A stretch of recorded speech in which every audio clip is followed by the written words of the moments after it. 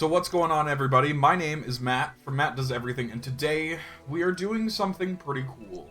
I have gotten together a friend group, or more specifically, Bees has gotten together a friend group, for us to play some Dungeons and Dragons. And we're playing in my world. This is the world that I've worked on stream, that many viewers and friends have given context and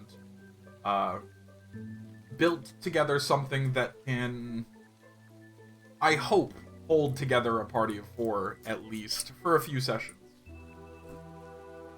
Our adventure is only going to be, for the events of the chaining, are only going to last about 4 or 5 sessions, depending on how long they last and how fast the party moves. There's no rush. I want to clarify to the party. That's unfortunate. It's probably because I keep moving, and I am moving, the microphone is in one place. So let me give myself a bit more stretch room and put this thing right in front of my face. And that'll probably help. So, can you guys hear me clearly now? Yes. Can you hear me clearly now? Yes. Cool, so that means no matter which way I turn, you're hearing me just fine. I'm not going to raise my voice or anything, because I don't feel the need to. So I just want to make sure that the microphone is in a situation where everyone can hear my lovely tenor voice. I'm assuming it's tenor. I don't actually know anything about music, aside the fact that I was in band for 6 years, but that's beside the point, too. Nerd. Correct. Yeah. So, I stretched to the safety song every day for about a month and a half every summer for 3 years of my life. You could play the safety song and I will have flashbacks. If you look up the safety song, Josh, you will know what it is. It is a thing. Anyway, we're getting a little off topic. So today, in the world that I have homebrewed of my own creation, a place called Kah'Nnon, we find ourselves adventuring through the early years of the world, just after the fall of the gods, just after the great deities that shaped and molded the world grew into conflict and inevitably clashed into each other, resulting in no remaining survivors. It was a cruel time, the age of the immortal gods. It was dark, warped, and those who found themselves at the knee of those deities that saw only to use them for what they were, tools, mortals, passing by entities that had no presence in their life, found the world dark and empty. But that was before. Now, in the era of mortal gods, where the powers of the divine rest in the aging bodies of those who most embody those traits, we find the world now in the hands of mortals. We find them now in the hands of people who come and go with passing generations, who leave behind the hopes that those who follow them will continue their work. And this brings us to the city of the city of Vincula, the capital of Carcer, a growing nation under the rule of the Liberati, a family who played a hand in the slaying of the God of Order, 200 years before the time of which we are playing. Now, to those listening to this, to those who hear this story, this is not a story of joy. This is not a story of anger. This is a story of regret. And the events that follow the events of the chaining will be forever scarred into the land of Kah'Nnon, into a future that no one knows for sure. And so we're going to jump right into this. We're going to dive headfirst, and we're going to begin in a dark corner of the Noblesse district in the northern side of the city, in the upper half, as some have called it. that which rests between the Dawn Gate and the rippling water, of the Aterkin River. We find ourselves in a modest, hidden away corner where there rests one deep in dream. And in those dreams, there is darkness. This darkness is not like the darkness of night, which they've found useful or calming.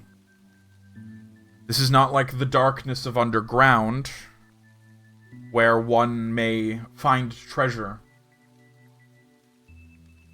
This is a darkness that's suffocating.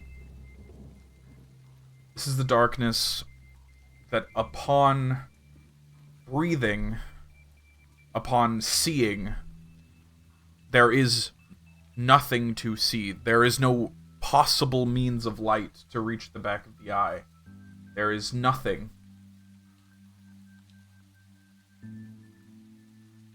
And in this moment, where there is nothing, and from this moment where there is nothing, Bees, I would like you to introduce yourself with the understanding that it doesn't matter how much you try to move, how much you believe you can, because the darkness does not shift, there is no light. When there is no light, there is no time, and as such you are frozen still. Please, introduce your character.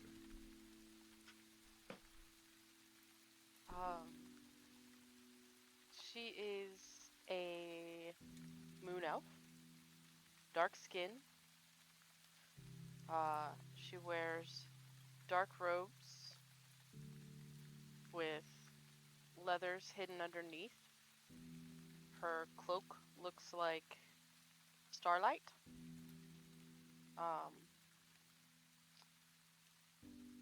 She wears a rapier at her side and a dagger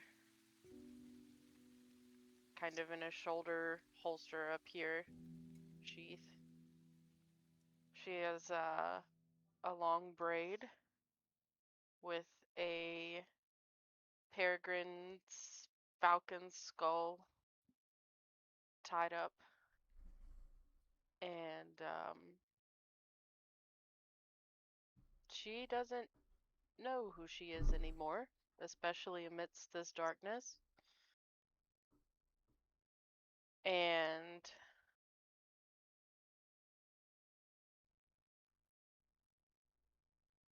she doesn't panic. She says, she closes her eyes against the darkness. And she says, focus. Find the light with your soul, not your eyes. You, in this moment, move to speak.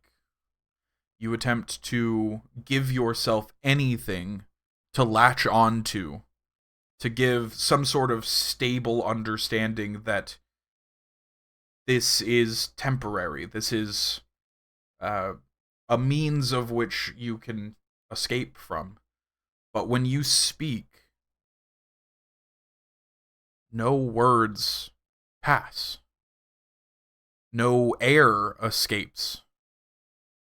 And as you attempt to calm yourself, to remain calm in this situation, you find nothing is within your control.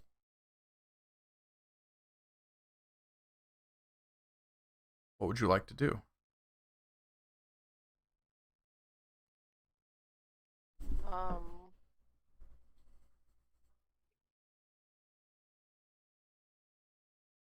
In her mind, she's gonna think of that mark on her arm, and she's gonna say, in her head.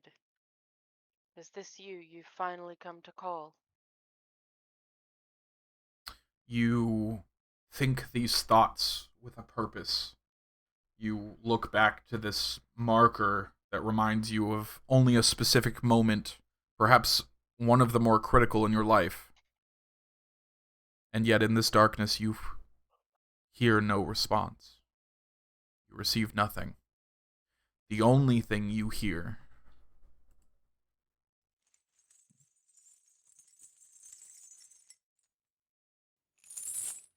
is the gentle rattling of chains that seems to echo across this entire space.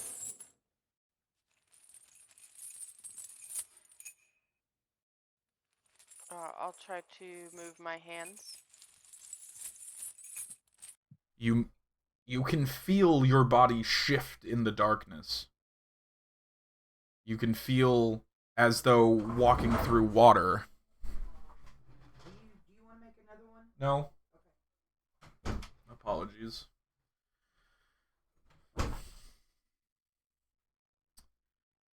You can feel your hand move, but the rattling of chains continues, and it's not coming from you.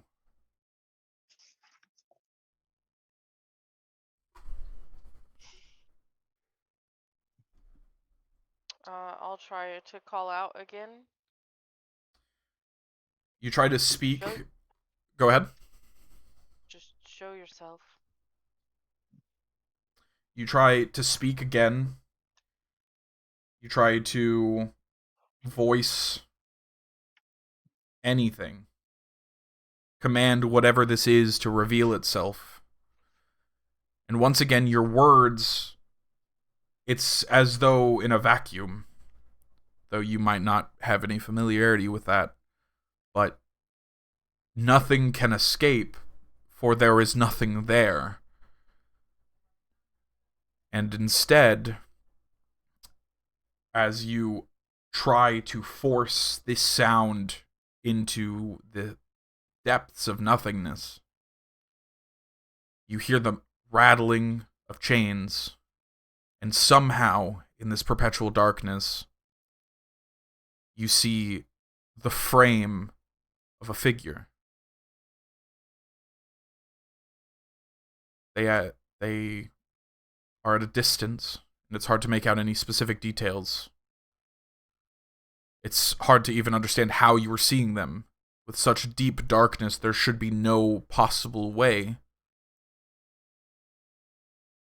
But yet there stands in the distance an entity, a figure, a girl. Is it... Okay. Is it a familiar shape? It is. Okay.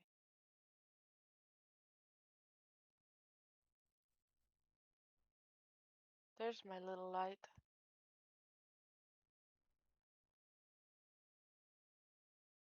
You only hear the rattle of chains.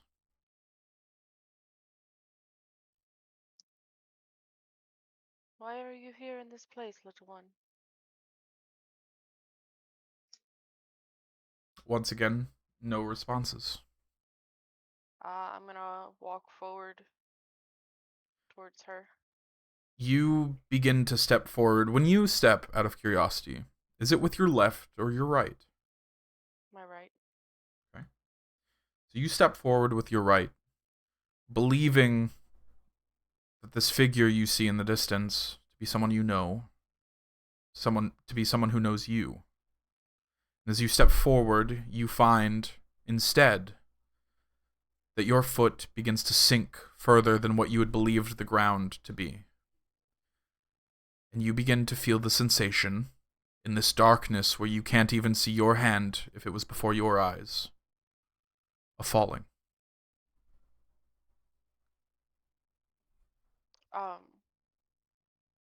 I'll pull the skull, like, trinket down over my face. You go to In reach expectation for my wings. You go to reach for this trinket that you have tucked and braided into your hair for moments such as this, and you grasp air.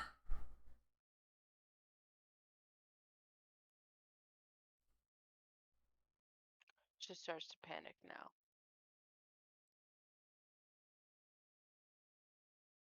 You begin to... Sorry, go ahead. Knowing that her words aren't coming, she says out loud anyway. She says, "Turn away. Don't look." In this moment where you are falling through a space as black as pitch, and you call out words that have no air to carry them, you begin to hear a distant sound. And as you search for it, as you begin to spin yourself in this rushing air, you begin to realize that you do hear something. The rushing of air was not simile. It was real. And as you realize that you are falling, as you hear the air whistling through your ears,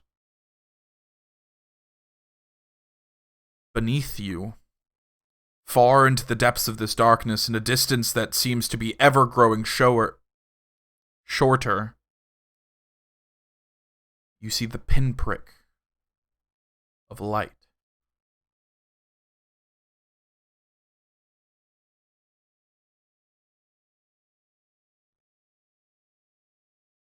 That's not where she is. It is not. It's below me. It is.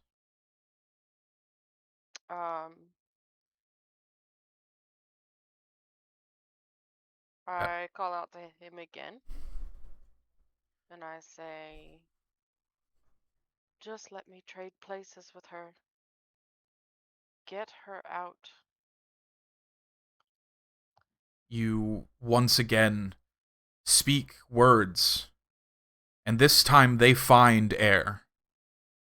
This time your words are not left empty as though in a still space, but ripped into the skies of some shadow or darkness, but they carry.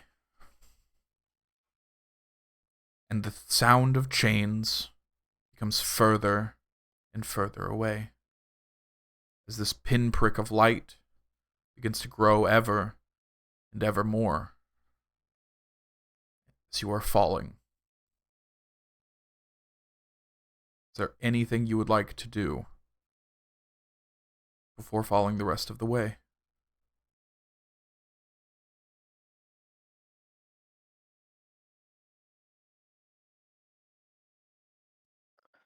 I would like to try to cast Misty Step and just control the fall before I get there.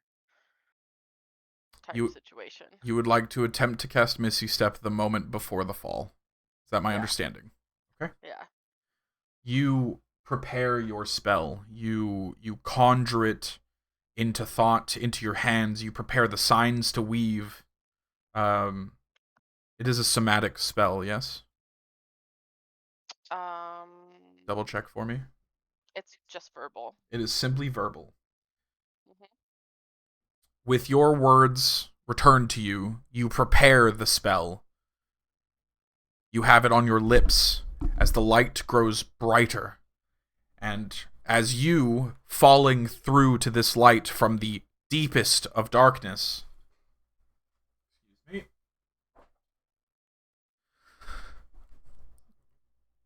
you prepare to catch yourself. I'm glad that could entertain everyone. As you fall and darkness becomes light, the overarching black seeping into shades of gray before slipping into white. You see color rush back into your eyes that had long since from the darkness grown accustomed, and you flinch, due to the sheer bright that is this space. And beneath you, you see the world. You see what can only be depicted on maps, what can only be believed to have been seen. The only thing you recognize it from is the map of Kah'Nnon. But it is not the one that you know. It is not parchment and ink that has faded long since in libraries and tomes. It is not colored using dyes or grasses or berries. This is very real, and it is ablaze. As the world before you is beginning to burn.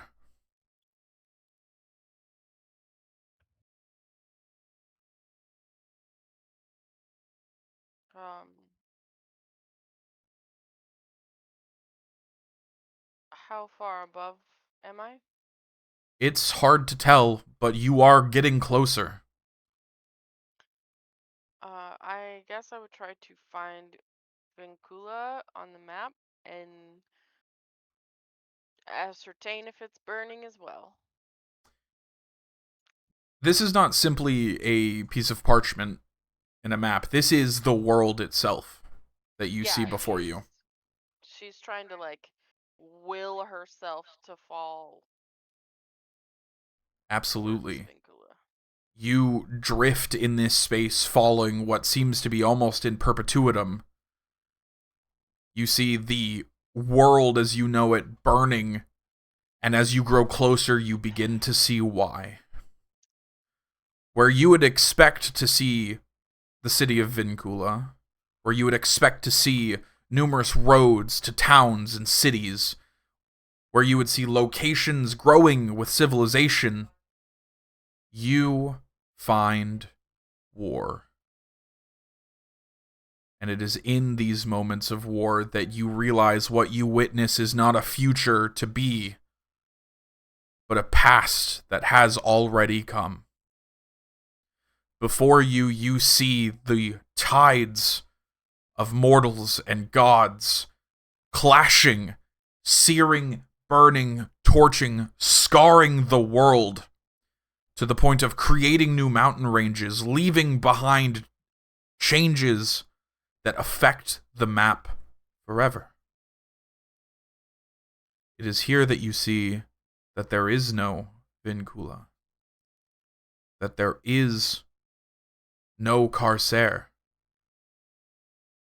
There is a singular deity in almost the brightest of white and gilded in gold that seems to have been pierced through its heart at the hands of a mortal man.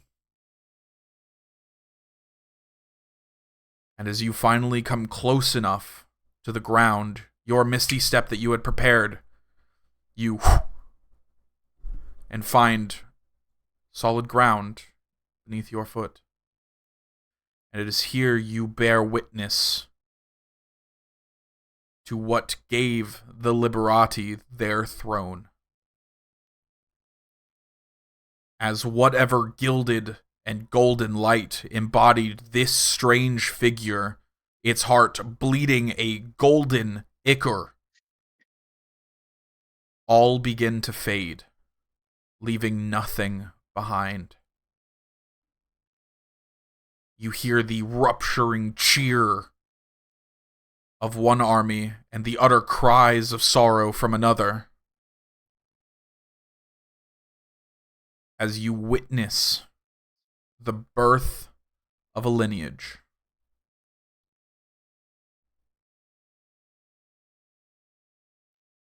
Before you once again hear the rattle of chains. Why don't you tell me what your room looks like? I live in some apartments that are for people who work for the king, but not necessarily in the palace. Um, the silencer is very minimalist. She has a bed, a chair, a desk, a wardrobe, and a bathing station. And that's it. Okay.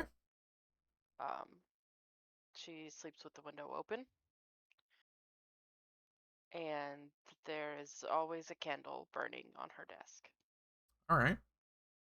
Well, the candle burning on your desk has grown to but a wick at this point, the last of its wax seeming to drip away over the course of this long night. You see through the window the bright light of a rather late morn, but you hear the casual movement of nobles or knights moving about their way in the Noblesse district. And Um, you hear a knock.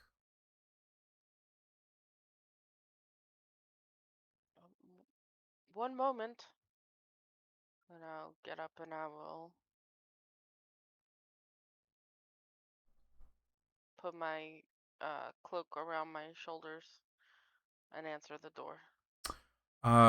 At the door is a very familiar face to you.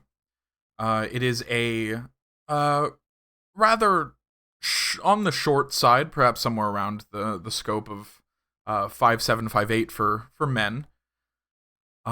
You see a pale-skinned, brown hair, lines indicating somewhere in the late 60s, 70s of age. This is Mr. Cartwright. He's the caretaker for this apartment complex, and he's come knocking on your door for the morn. Madam Silencer, it's good to see you are awake. You didn't respond to your earlier morning call, so I figured I would try again after an hour. Uh, I appreciate it. Thank you. What time is it? Oh, it's a few hours for dawn, or for noon, excuse me. My time's all mixed up. Forgive me. You can see from the way that he's speaking to you that he is nervous in your presence. The rumors of who and what you are carry far and wide, even into the depths of the Noblesse. But he's interacted with you enough. He's been the consistent calling to your morning rise for a while now. And so that nervousness is still persistent. He doesn't want to step over a line, but he does speak to you as if somewhat knowingly. Yeah. And as usual, I'll just say, thank you, and close the door. As you and for a moment, as you begin to go about your day, we're going to shift to the complete opposite side of the city. In the rugged depths, in the bottom half of Vincula, you will find all assortment of people, especially as you travel the Zenith thoroughfare, wrapping through the Crafters District, past the Bazaar, twixt the Temple and Warehouse districts before landing yourself in the Southern Commons. Tucked behind there, as though pushed back in attempts to keep its location a secret, to keep it hidden from the world, like that of a perhaps dirty laundry, something of the nature. You find the South Wall, a district known for its brutality, for its unrelenting and uncontrollable inhabitants, and for the fact that merely walking onto its first cobblestone can see you losing a coin or two. Regulus, where would you be on this content morning on the day of the founding festival?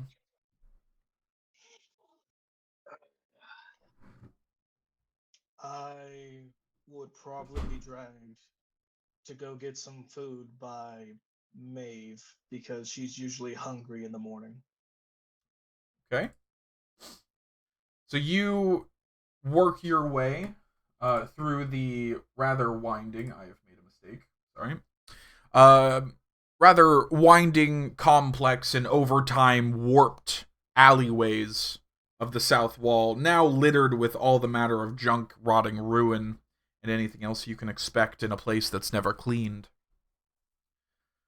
You wind your way to the furthest point in the south wall, um, walking in the direction um, of the South Wall Hostel, where close by Maeve resides. What exactly are you taking her for breakfast? Mm, she's a bit of a hearty woman, so probably some bacon, bread, and some fruits and dessert for someone else. Okay. Wonderful. You work your way through the winding streets. Why don't you go ahead and describe your character for us as you are walking through these streets? A known face, if not for your reputation. Regulus stands at about 6'5", standing straight up. He has long raven hair that reaches to his shoulder blades. He wears some clothes that looks similar to what a gladiator would wear. Not so much as armor, but more of to cover everything up, cloth. He wears a blood red cloak, and on his side, you can hear a faint charge, but at the same time, a cool, frosty sound emanating from his back. His one eye is blue, like a light blue, and the other one is a red that looks frustrated beyond means. Okay. Well, as you begin to walk up the familiar steps of a small but rather uh, for the area well constructed apartment, thanks to Matron Falkren, there's never been any issues with this area, especially with the hostel so close. You step up to a familiar door. Do you simply walk in? No, No? he would do knock twice, wait a second, and then knock once more to let him Okay. know who's approaching. You do your knocks. You knock twice. There's a pause for a moment before one more knock, and for a moment there's quiet. You hear the shuffling and shifting of the many denizens of the South Wall, slinking their way through alleys in the morn, shuffling through trash, trying to find any means of survival. For that is what the South Wall is, or that's what it means to live there, to survive. Before you hear the familiar of locks, numerous, countless locks, being undone just beyond the door, and you see the knob turn and open.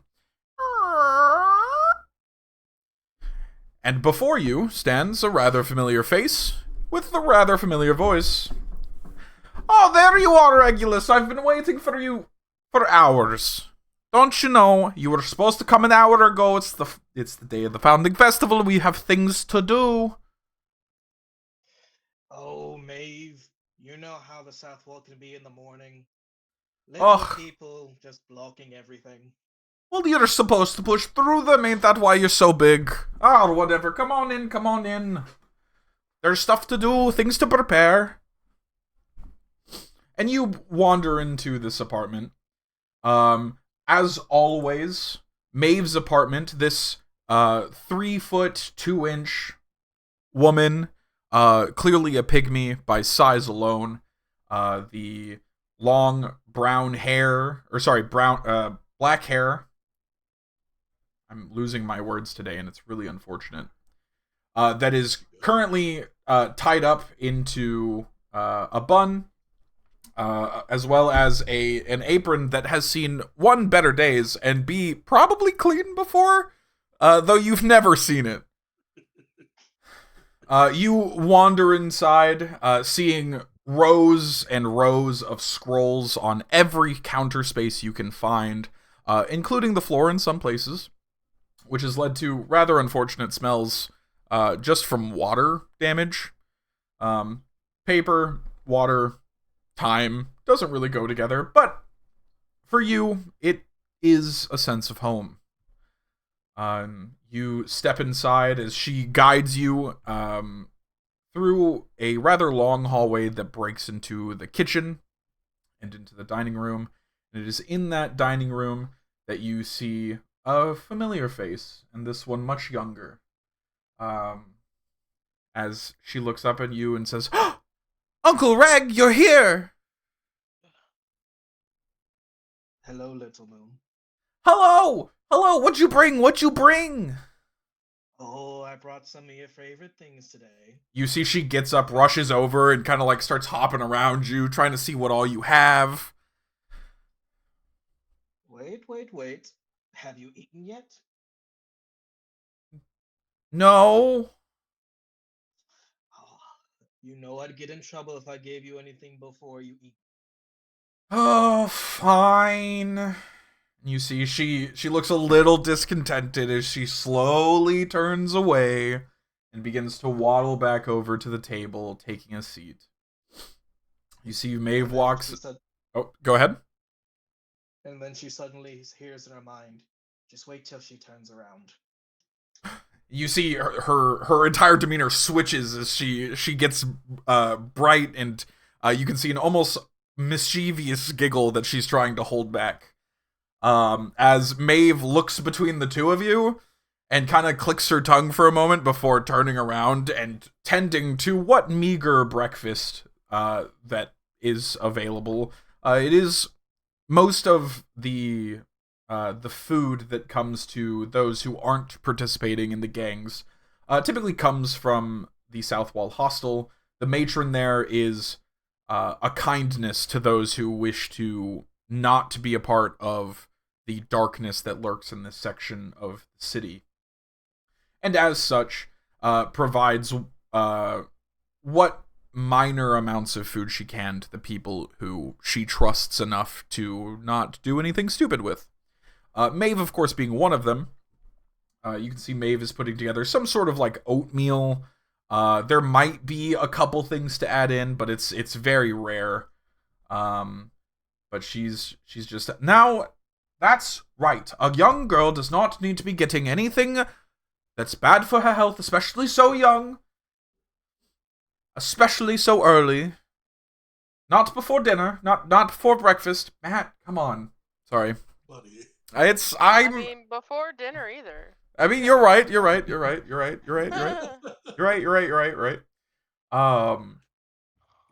And you see that she turns to this giant pot and begins... She actually takes, like, she steps up a rickety old step stool, 3 or 4 steps to get on par with the kitchen in this apartment, to begin kind of mixing it, almost like a witch with a cauldron, but significantly smaller because of her size. As she's turned away, I agree with her. Yes, you're absolutely right, Maeve. And hand the little one a mooncake.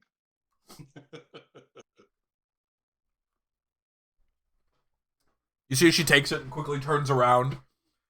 You can see her pressing it to her lips just by frame. And you hear... There's no fear of hiding whatever evidence, because there is none remaining by the time she turns around, other than whatever crumbs may just be sticking to her face from what is essentially a honey cake in this instance. And your morning goes rather innocently for a fair while. You see Maeve begins to dish out a meal, guiding you to sit down. before she looks to you, Regulus, and... So, today is the Founding Festival. Are we finally going to go walk the streets this year?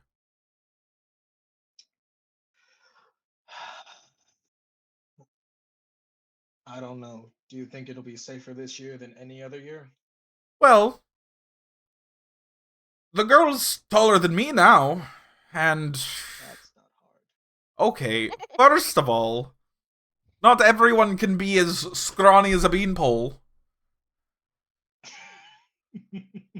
And second, I'm just fine, thank you. But she's of age to be able to know better. Yeah. It would be a chance. That, and she's been talking me ear off for the last 7 days about it. I look to the little one and ask, so you want to go to the festival that bad? Oh, Uncle Reg, can I please? Please? I've been good, I promise. I do all my chores. I swear. Inside check? Yeah, 100%. First roll of the game. Let's see this insight check. Inciting the child. 100% should incite this child. Dude, you should always insight check your children. I'm just... Correct. 14? She is uncharacteristically honest for someone of the South Wall. Mostly because she's been raised in a very affectionate household. Maybe not necessarily the most innocent household, knowing the various ties that exist between her caretakers. But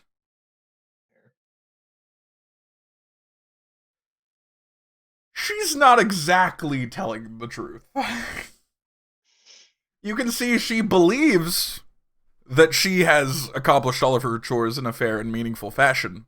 But you can also tell that she is well aware of the fact that she has not necessarily done all of them to the standard of which Maeve had asked of them.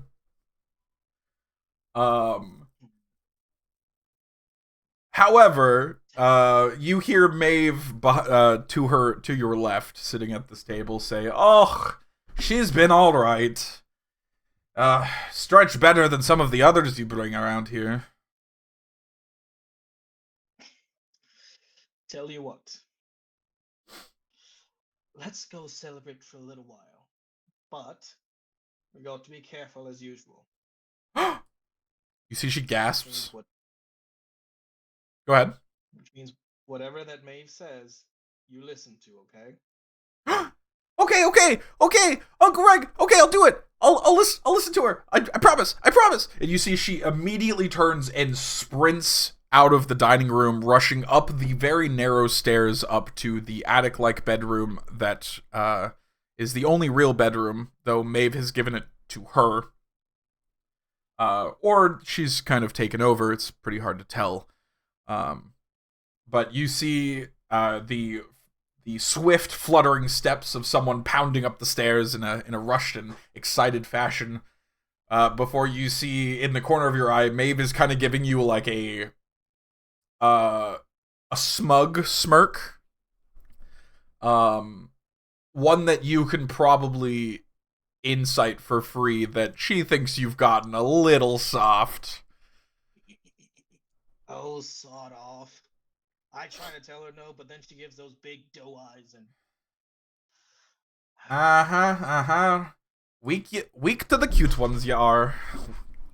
And you see that she gets up and begins walking back towards the kitchen to pay attention to the stove once again. Well, if we're going out for the Founding Festival, it'll be in the evening, so she'll probably need a nap if she's to last the night, or however long we'd like to stay out. But the festival don't start until the prince come back, and he's expected today, but I've no news from anywhere saying when. So if you've any business to take care of, now's the time. Really, no one said anything with all the players in the South Wall. Well, I don't get out into the South Wall as much as you. And if you've not heard anything more than I have, then I can't say that the information's public. That's what scares me. Normally, the king would have told me something at this point. Well, I'm not sure. But if we're going out, then go with the usual setup. Of course, of course. Get I out of guess these dirty alleys for a while. It's been a while since I've been to the Commons. Has it been that long? Well, you don't exactly let me leave, Regulus. Especially not with that one. And she points towards the staircase. And I can't exactly leave her here on her own. She'll burn the place to the ground. Oh, like you haven't done it once or twice. We don't talk about what happened back then. And I only burn things down nowadays. Because people... don't worry about why I burn things down. I know how to put them out. And that's the important part. I don't believe she quite does. Oh, I think she's better than we give her credit for. Oh, that's very true. Resourceful. She's anything like anyone else. But see what you can. Do as you will. I'll be helping Matron Fulcrum for a bit, but other than I should go as myself or the other one. well, I can't imagine your infamy spans further than the edge of the south wall, but there's been more than one to escape or sneak out past that alley, out past the road. So that is a choice for you to make. We'll see how it goes. Did you need anything while I was out and about? You have any more parchment? I'm running out of room for scrolls. Really? I hadn't noticed. Don't you be getting upset about me and my interests. Your interests have kept us alive somehow, so what you do is your own business. Yeah. Go back to your corner. Someone drop something off or something or other. Yeah. I'll go take a look. Uh-huh. You see she turns back and begins cleaning up from breakfast as you walk towards your small little how should we say, sheeted off section corner of the household. It's a pretty cramped apartment and primarily only one bedroom. So when you stay, you and Maeve sort of split right before the fireplace, the hearth, into two, giving you both the warmth of the hearth to benefit from, but cutting it off with whatever, scraps of cloth, curtains, that sort of thing that you find. And in your section, filled with a rather limp-looking straw mattress, kind of missing quite a bit of its straw, you find a small pouch and a folded piece of parchment. I look over my shoulder to see Maeve is busy. Maeve is working about in the kitchen, cleaning up breakfast. And then I open the letter a bit away, that way nobody could see it. You open it up. It's a simple folded thing. It's not enveloped or anything like that. It's just a small little sheet folded. And it simply says the words, "Have fun."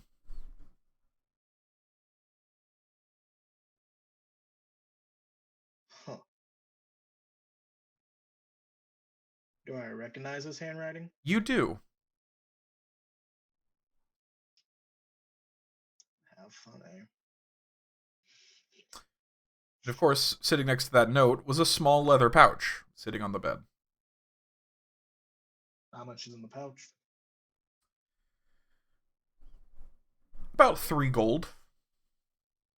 Oh, shit. Which you look at, and I don't believe I need to remind you that in Kah'Nnon, in this world, 1 gold is equivalent to 100 copper, and in our world, equivalent to $100 bill. So you, who sees coppers and maybe a silver on occasion, depending on how well the bettings go at the fight ring,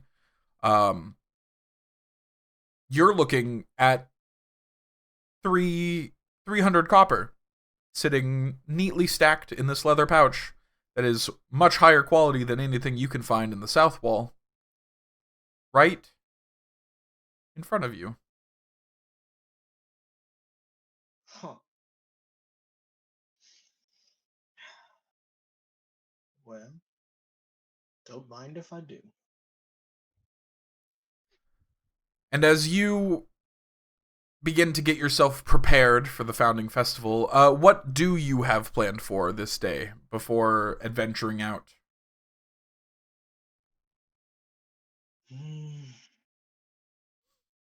With the founding festival, I think Regulus is gonna go out and look for a new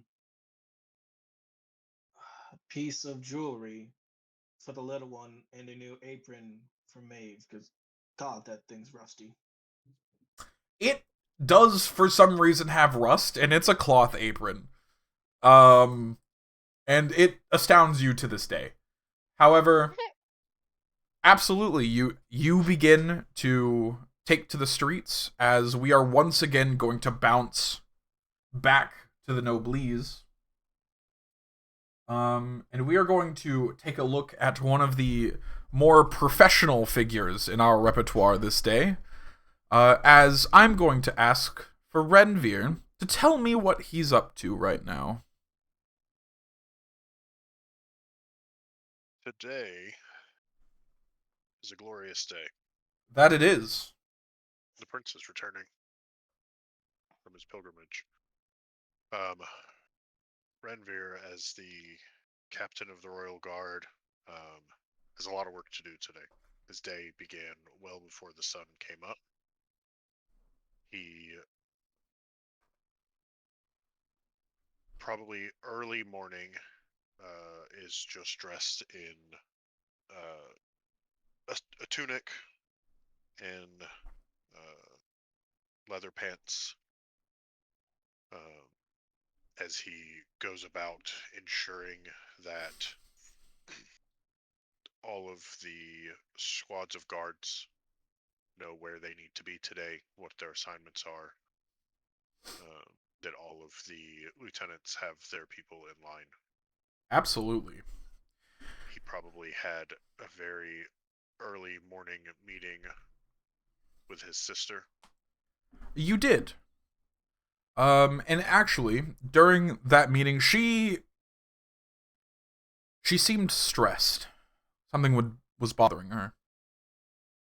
And towards the end of this meeting, to collaborate between the city guard and the royal guard about schedules,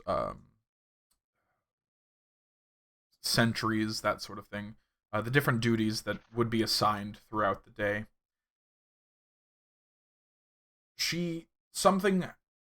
Her brow more furrowed than usual. Something was clearly on her mind.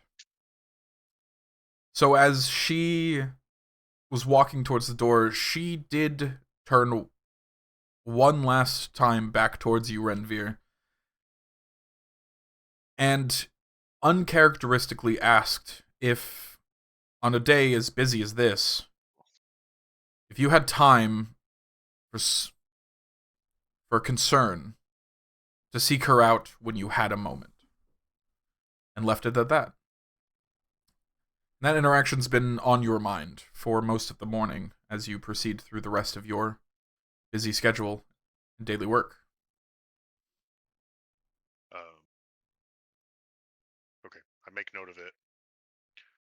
It's probably something that I hope that I'll have time for during the day. Indeed. I don't know. After having those meetings, he probably returns to his chambers for a little bit. Okay. He has to get dressed for the day. You do. He takes a moment and he opens up, built into his chambers. He has essentially his own his own private armory built into one of the walls. Okay. So that he's not storing his belongings in the same place that the rest of the guard stores their things.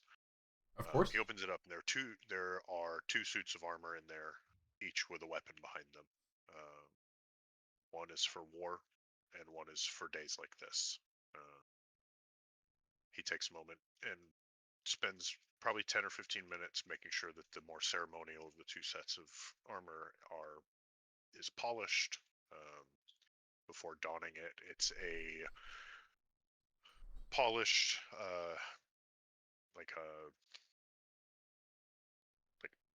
it's not brass, it's probably more bronze. It's a deeper shade, but with platinum filigree in it of the royal family crest.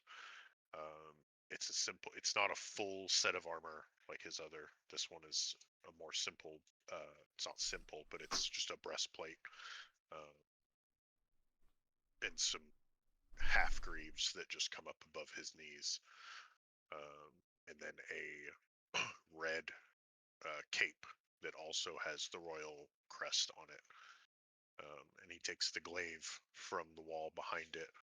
Again, while definitely functional, is much more of a ceremonial piece. Gold and platinum, a couple of gems set into it, before he sets out again. Fantastic. Probably meet with the king. Of course. You put on this armor that it's the royal sigil is, for those who don't know the history, a little odd, because it is it seems to be the portrayal of a banner that takes up the center crest with a singular spear that stretches across it, though this spear has been filigreed with all the manner of reverse pointed limbs, like that of perhaps a piece of sun, to imitate the waving crests on the end of the spear tip. It has been outstretched to symbolize the spear that pierced the god of balance, and the freedom that the Liberati family gave to those of Carcer. So you don this armor, the familiar weight more a comfort to you than it might be most, as you begin to walk your way through the winding castle. Castle Liberati was one of the very first buildings constructed in Vincula, and is by far one of the oldest still standing. Each and every one of its hallways was built with the idea of war in mind. Each of the castle built with a left-hand spiral to favor the right hands guarding the peaks. Each of the hallways not straight, but instead angled with twists and turns to allow for more intricate locks and bars to be able to be present throughout its entirety. Before you arrive in the grand hall, where at the end, a familiar and comforting visage awaits you sitting on the throne. King Richard Liberati has grown older with time, as all do. But this age has not stopped his vestige and his appearance from weakening. If anything, it has given him the wisdom to be stronger than in his youth.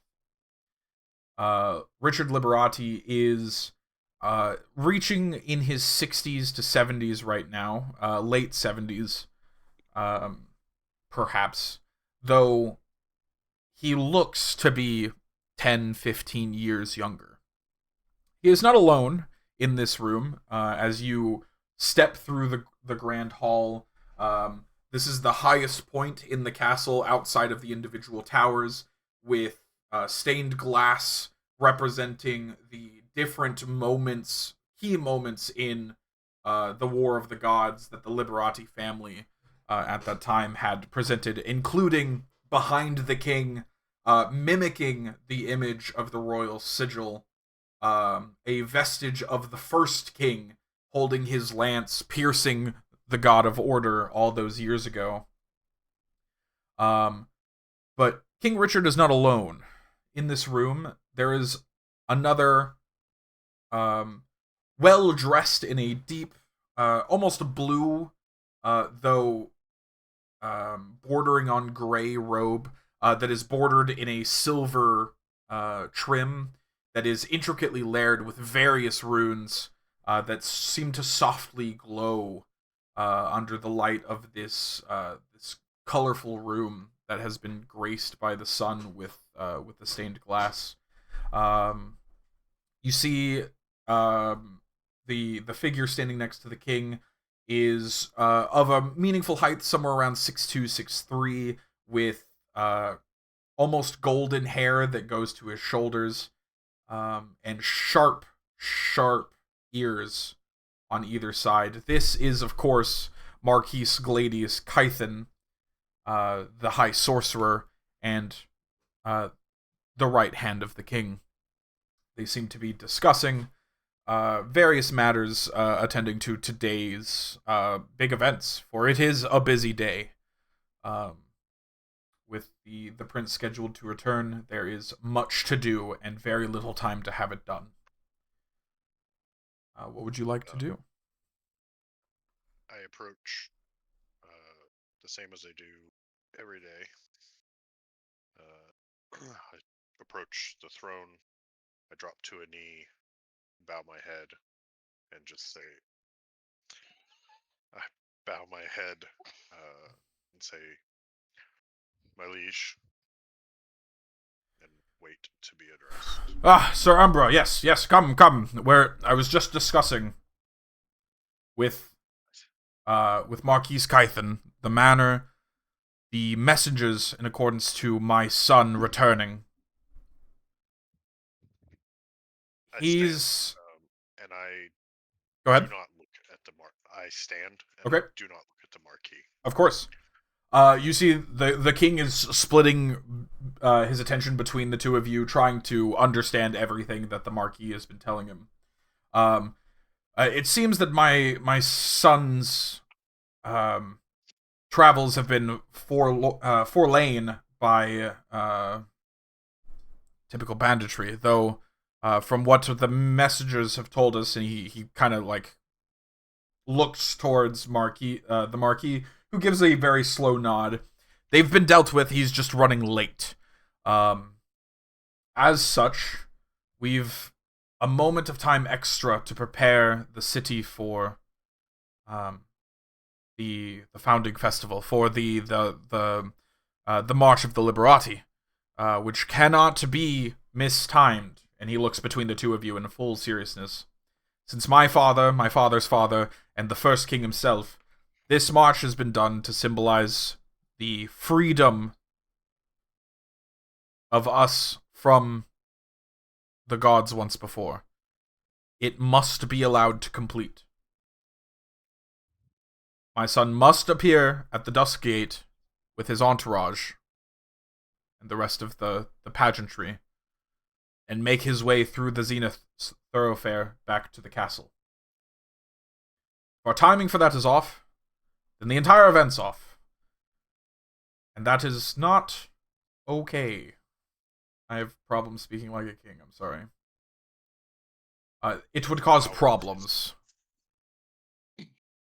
Your royalty in my eyes. Yeah, right, bite me. Ian's pet. How was he expected? He was originally expected 4 bells from noon, but with these delays, and you see he kind of pauses, looking over a few of scrolls of parchment that he had on either side of the throne. He's looking through what seems to be different missives. As the Marquis, he seems to be going to be present about 3 bells after. which puts the march through quite a difficult time, scheduling it perhaps shorter than the previous years, with a bit of a rush, I would say, if we are to reach the 12th bell at the dawn gate, as requested by Your Highness, Your Majesty. And that's That is Kah'Nnon, so that's who is... how, yeah. So that's how long? How many hours is that from now? When it is currently about 10 o'clock. He was supposed to show up at 4. It seems like he's gonna show up at 7, and the events of the day had the entire founding festival for this day. Between 4 to midnight would be the Prince's March from the Dusk Gate to the Dawn Gate. So they are now trying to get that from 7 to midnight, which is, of course, 3 hours shorter, and thus a bit of a rush. I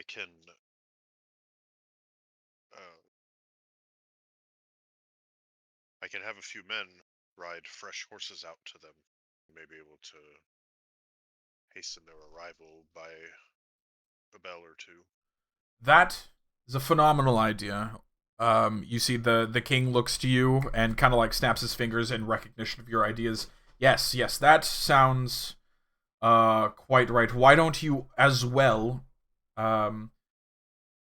You've already assigned the rotations for the day, yes, Sir Umbra? They are, but I can spare a few men to ride horses out to them. If you can, just to ensure a steady rest of the way, get into contact with Dame Umbra as well, and see if any of the city guard have spare. Perhaps they can lend an additional hand to ensure that nothing else keeps my son from arriving home at his designated hour. Kind of bows his head slightly. Your will be done, my liege. Wonderful. And you see he turns back to Marquis Kah'Nnon and begins to talk about the various events for the day, which you of course know. You've been in these meetings for perhaps the last month, where the king is trying to organize with the council a different festivity to occur in every district of the city. He's trying to give back just as much to the city and its people as the city has given to him. And even to the point of instructing your sister, Ronalda Umbra, to position additional guards in the south wall as a means to allow those people a chance to enjoy the festivities, as well as move some of the festive foods and that sort of thing, at minimum to the Lost Way, so that those of the Lost Wall can approach far enough to be able to enjoy the festivities. The commons are going to have the inns. Their food and drink is going to be covered by the crown. The industrial district is going to be shut down for the day to allow all of those there the chance to go home. The temple district is being given, they are as much encouraged to participate in the festivities as they would like. Where the bazaar, the craftsman district, and the mages quarters, the crown is funding many of the activities that you will find there, all throughout the city. And with so much organization done with different parts, the communication between the king and the council is vital. And so you see he goes back to discussing that, and begins to once again work out details that have been worked out for the second, third, or fourth time, just to make sure that the day for the people of the city is what the day is meant to be. I bow my head again and turn to leave to go.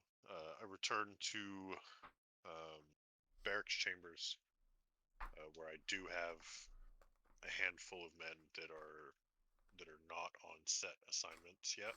Absolutely. I grab them and quickly tell them what the plan is, and then we are to go speak with Dame Umbra first. Of course. To gather more men, and then we will head out of the castle to where her office is, where whatever barracks serves as the central operations. Absolutely. So you begin making your way into the city. You grab 2 knights. The major difference between the Royal Guard and the City Guard is that most of the members of the Royal Guard are noble, or alternatively knights, though most of the time during training, or as a result of the training, those who go through it end up becoming knights. So you grab 2 of them who had believed they had the day off. You see the relative resignation to the fact of, oh crap, we've been called in directly by our boss. We can't really say no to that without being, losing our jobs or being indiscriminately punished. And so they head out with you as you descend not far out of the Noblesse district, though you do pass the Aterkin River. As you walk through the streets towards the Craftsman district, you see this city is beyond life at the moment. There are people everywhere going back and forth. Carts and carriages are moving forwards and backwards all across the Zenith thoroughfare, and in the minor, smaller streets that branch off from there, you see dozens, hundreds of people going back and forth as they are preparing for just as big a festival as the king is. It takes you perhaps 30 minutes or so to even break out to the bridge where you can see the city at large throughout the over the Great Divide, and you see the city is alive with sounds of people preparing for excitement. You hear children, their laughs and giggles echoing across winds. You can see frustration and worry on people's faces just from making sure they either have enough money, or if they have enough food, or have enough stock. And everyone is preparing for this festival, for it is the biggest thing to occur and only does once a generation. You cross this bridge just before arriving in the Craftsman district. You see a grand building, not grand in the sense that it's noble or that it's covered in filigree, but instead just large. It's a rather large component because not only is this the central headquarters for the city guard, it also acts as their jail. And the gallows, the gaol, excuse me. So you, as always, step right through the door, and you are familiar with where your sister's office is. You need no guide to get there. Instead, as you walk in, you see a desk set up with one of the city guard there, manning the paperwork, receiving anyone coming inside to speak of any problems or issues. In a day as exciting as today, there's going to be crime. There's thefts happening all about the city. There's accidents happening. You hear something about someone's carriage losing a wheel and stopping about 4 lanes of traffic. It's crazy. However, none of that bothers you in this instance, as you're only here for one reason and one reason only. You see the guard give you a very quick salute as you pass before going back to deal with this huge line of people. As you ascend up to the 4th floor of this building, to the only room and office on this floor, of course belonging to Dame Umbra. You see the door is open, and in this large office space that you have been into countless times in the past, you see in the far right-hand corner is a roaring fireplace. The mantle itself coming up to about your the middle of your chest, with a shelf containing all sorts of small trinkets from all throughout time. You see 2 large backed chairs standing before a long desk that seems to be covered in paperwork that goes almost to the ceiling, it seems. Though that, of course, is an exaggeration. You hear the writing, the familiar scrawl of quill against parchment, and sitting behind this desk, you see your sister, Ronalda Umbra, seeming to take care of the myriad of paperwork that goes into the entire city of the entire nation of Carcer trying to fit into one city. What would you like to do?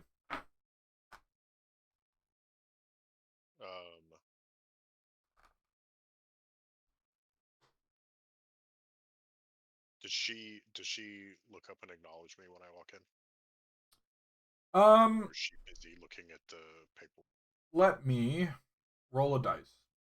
What is your passive stealth? Just out of curiosity. It'd be 10 plus whatever your stealth modifier is. 12.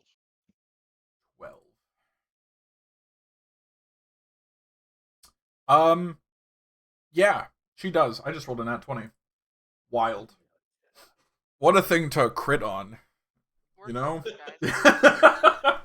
No, I used it already. I used it on a pointless perception roll.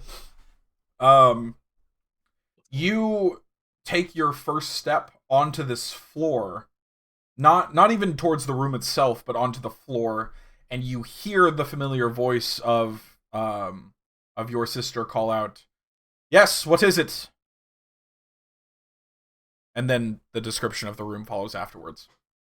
Yeah. Kind of roll my eyes in the hallway a little bit before I walk in, but I leave the 2 knights standing outside in the waiting room or whatever. Of course. And I'll go in. 2 meetings in one day. I suppose something must be going on in the city. It is the day of the founding festival and the return of the prince from the Liberati pilgrimage. You know, the thing that only happens once a generation.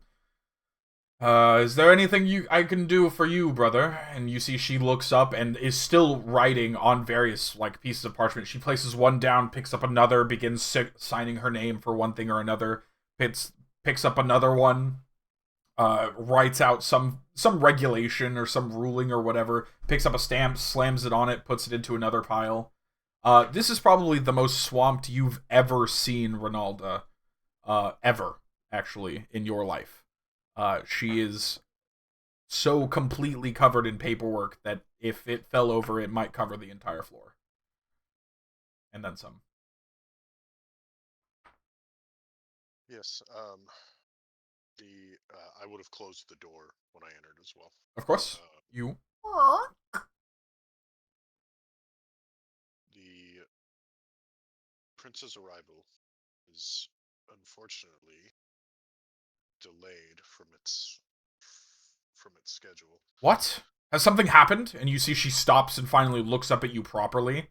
The quill hitting the desk with a thunk against what would be a moment of silence as her worry gets vocalized. Nothing that wasn't handled. Some business with some things that were dealt with. I knew I should have assigned him a better. Doesn't matter.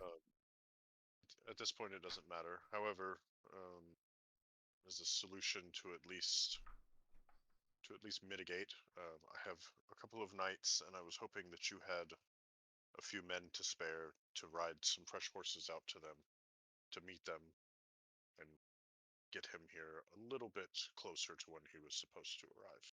Yes, I do. And you see she kind of leans back in the chair a bit and opens up a drawer.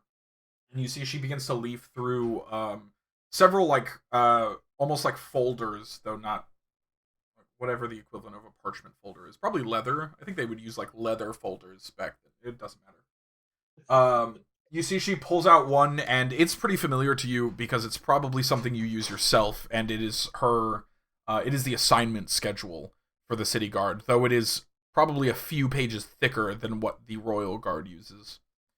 And you see she leafs through it and says, I believe Lieutenant Argent and his 3 of his squad are available. Perfect. Are we sending them immediately? Yes, that was the plan. I will have them meet your guard at the Dawn Gate. Perfect. You see she ruffles back and puts the paperwork away. You also wanted to speak to me on another matter. And at that, she kind of pauses for a moment. Now, to give you a bit more of a context, your sister is a few years older than you, not by much, but a few.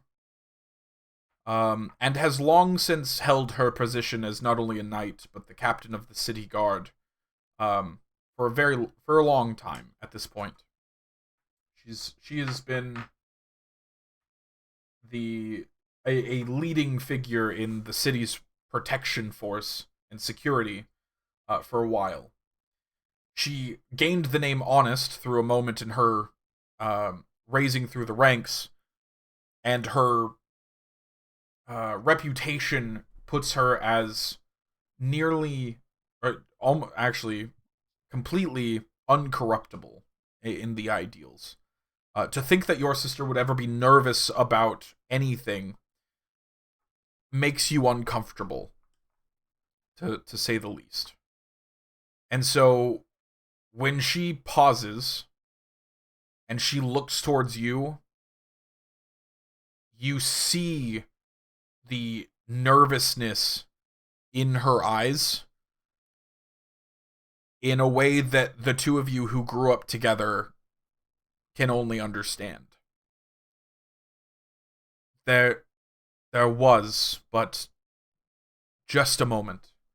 You see she reaches down to the right side of her desk and reaches down to the lowest drawer. It almost looks as though she's reaching to the floor, but doesn't quite get there. As she takes it, pulls out a drawer slowly, and what she pulls out is not paperwork, but it is instead what seems to be a desk bell. She sets it onto the table and rings it once, and you feel a ripple in the air as magic seems to move. This space has now been cut off sound-wise from everything outside of it. There's a problem in the lower districts. There's always a problem in the lower No, districts. not like this. You've heard the rumors, I'm sure, of disappearances, of people going missing. Vaguely, yes. There's something happening down there that my eyes can't see. It's not... This isn't people. Mages can barely see it.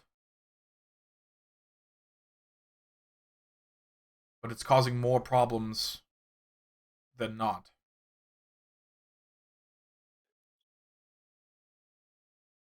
And you're the only one I know with any sense outside of magic.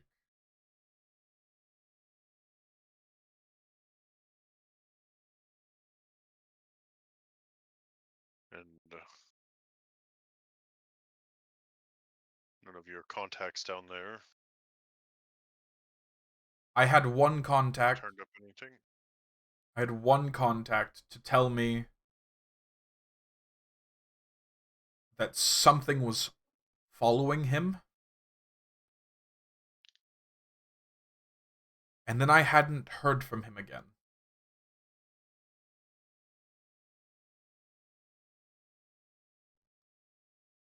Is this If you bring this to me, I assume that you're concerned that this is more than just a conflict between Contra and Corcoran again. This isn't just the South Wall. It's been the Commons, the Industrial, and 2 nights ago, and you see she finally does pull out a leaflet from this very low drawer and sets it down and flips it open. And you see it. The scene, I mean, you are one who has been in, not necessarily war, as this has been a time of peace, but you have been in battle. And this even causes you to shiver, because what she shows is a small altar. In the Temple District, there are numerous churches, all to primarily the 12 High Divine, but all in their own ways. Many people can see the different gods in their own lights and that sort of thing, so it causes different churches to arise. This one is very clearly to the God of Order. It is very clearly covered in blood. And she very clearly states that no body nor part was ever found. And you can see from the sketches that had been made of this, that if these sketches are true, if the people who did this did their jobs, there's more blood here than there is in a singular body.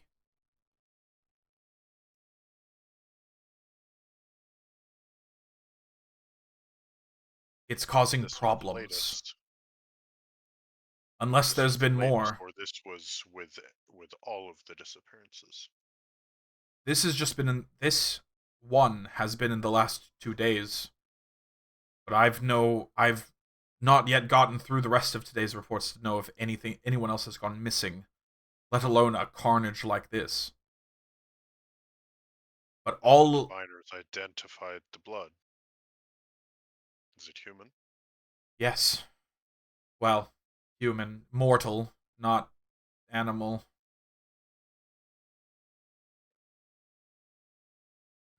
How do I refer to people? They're not humans. Whatever. It doesn't matter. Continue. And this... Do you think this has some connection with today's events? That's why I'm worried. I don't know if this is another serial killer from the South Wall gone wild, or if this is something planned. But there's no evidence, no diviner can keep track of anything. The last one I had look into the past for this, is still in the medical ward downstairs. And they've not woken up for 3 days. 2 days. It's 2 days ago. I need to keep my time straight. And the archives, do they have any history of anything similar? I've never seen disappearances like this, nor read about them. Any research that we've found is... well, it's research. But people change by the era, by the generation.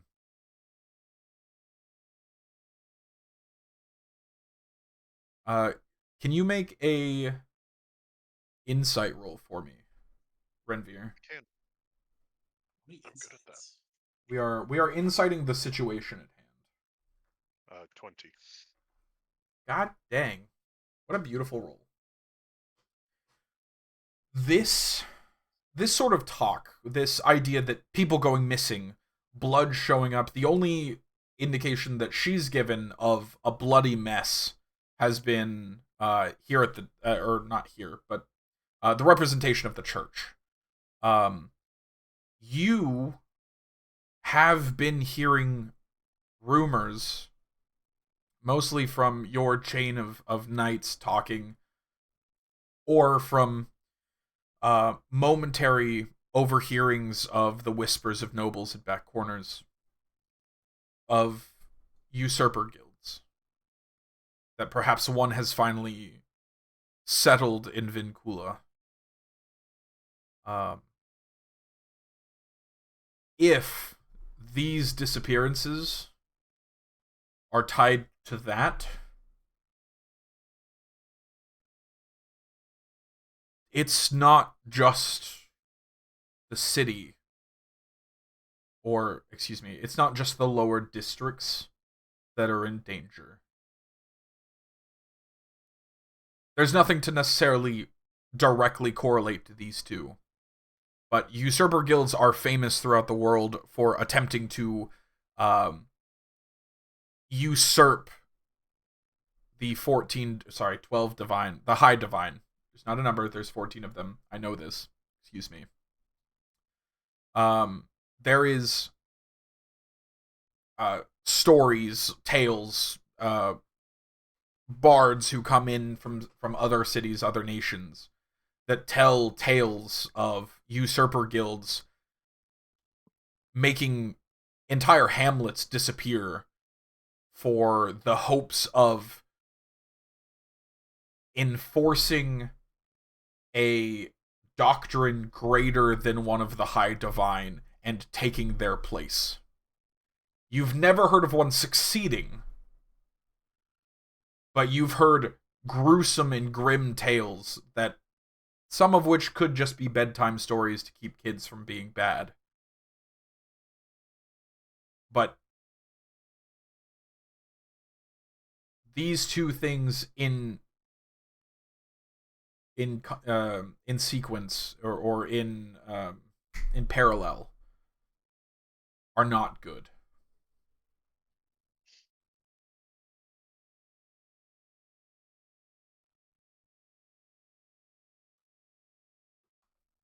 Who knows about this?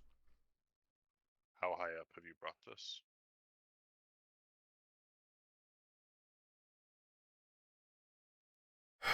I was going to wait to submit any formal reports until my diviner woke, to get a direct understanding of what they saw.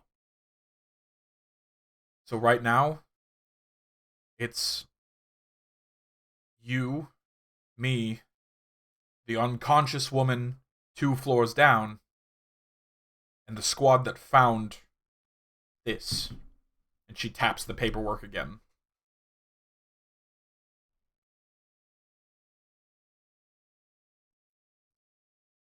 Will you look into this for me?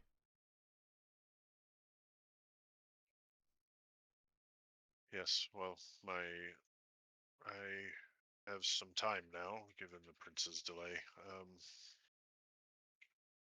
You see, you can see a sense of relief, because she's finally... You are a person that she has come to trust, and hopefully you into her, as much as to trust each other's backs with life. And so hearing your words that you are willing to give time to this worry that she has, is like a wave of calm over her stressed nerves, that are already on high alert from not just these disappearances and this defacing of a divine representation, but also just because there is so much work to be done for the day. She closes the leaflet that had the image in it and pushes it towards you, towards the edge of the desk. This is everything I have. Unless the diviner wakes up, which I will send you an immediate message. Messenger. Something's happening. And I can't see it. It's beyond me.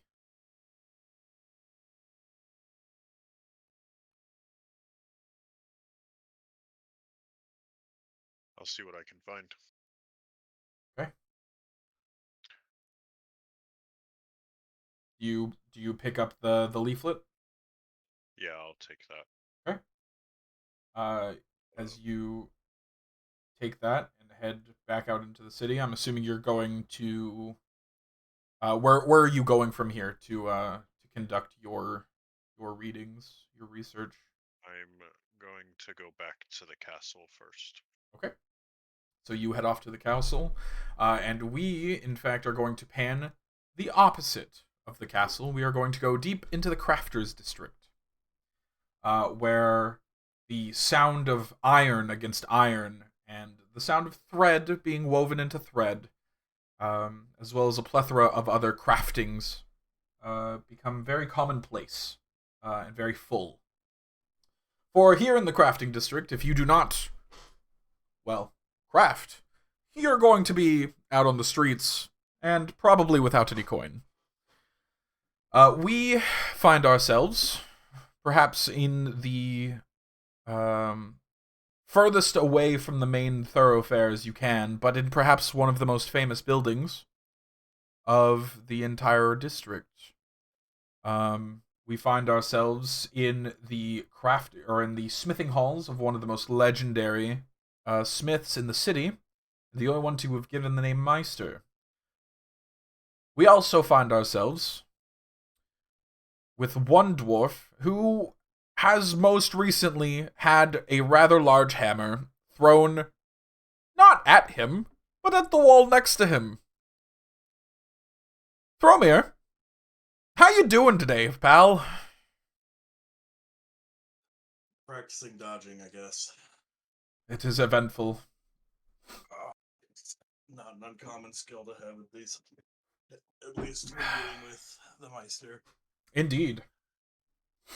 Yes, once again, you have submitted something for his interest, only for him to find it... let's see, the words he used today were idiotic, undefined, and with flaw, specifically.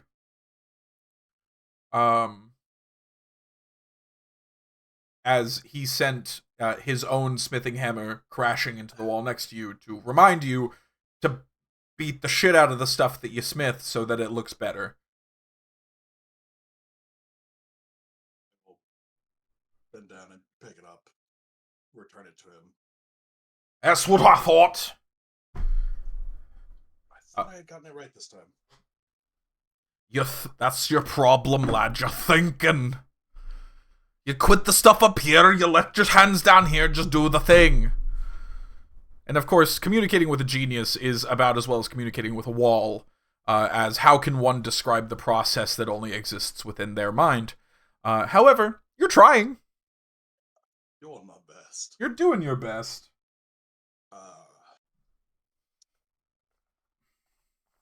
You see your teacher, the Meister, the sole Meister of the crafting district, Meister Gunvalder, is standing before his broad anvil. This thing is probably double his own height in length and about his height thick.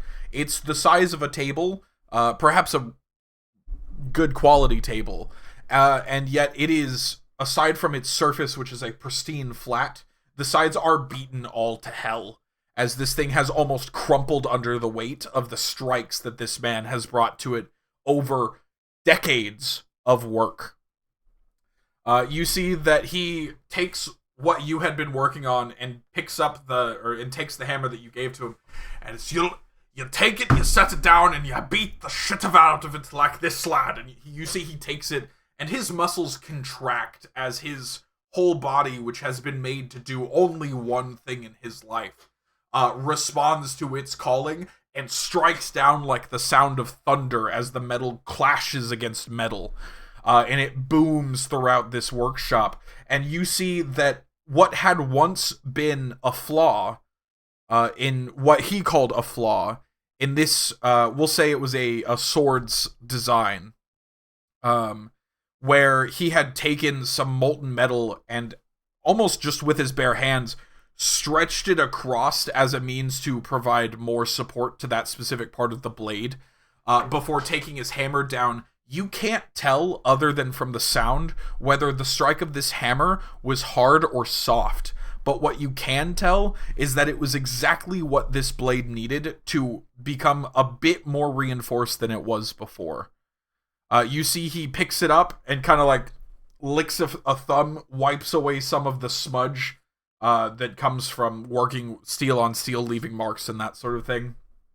And you see that the pacted metal that he had used to reinforce that spot had almost become as flat as the rest of the blade, though perhaps not as sharp due to not being sharpened and that sort of thing. You see he takes it and he kind of like runs the slightly damp finger all the way down and says, "Nope, still shite." And you see he tosses it back to you. "You've got the day to figure it out before I throw your ass out. I've got a meeting with the arrogant assholes. I'll be back." And you see he turns and begins to leave.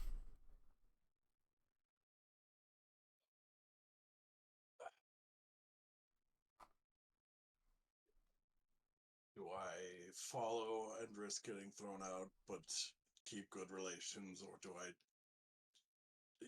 Yeah, and he will kind of just take the sword and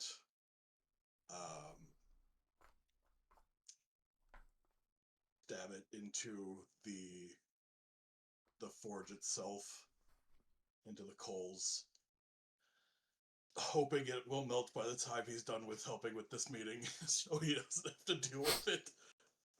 Reasonable. And we'll follow behind him. All right. You knowing he's going to get yelled at the entire time, but also knowing that if he doesn't, somebody else is going to get that hammer thrown out of at them, and they're probably not going to dodge it. It's entirely possible, and it's happened before. There's been more than one apprentice leave the forge due to critical injury and never return. Though, strangely, none of them have ever been reported as died. Is that skill or luck? Who knows? You plunge that sword into the warm forge, quickly taking off your blacksmithing apron, throwing on your perhaps a jacket, as you begin quickly running after the Meister of the crafting district. Josh, why don't you go ahead and give me a full description of your character as you are struggling to keep up with this somehow significantly older than you and yet still briskly walking man. Dwarven man, excuse me. Oh, he's also a dwarf. He is, yes. So Thromir is about 4'3". Obviously not quite as wide and built as the Meister, but getting there. He's very stocky as dwarves are, but more so because of profession. Strangely, more blonde hair than the common dark browns and blacks and reds. Clothes are always a very simple, thick tunic shirt, just in case anything gets through the leather apron. Same thing with the simple leather pants. Does always have at least one hammer in his belt. Usually when he is here, he has several, along with, his tongs, just the things he would normally keep. And because it's the crafting building, doesn't really see the need to take that off, just the apron that is going to drag slag everywhere from forging.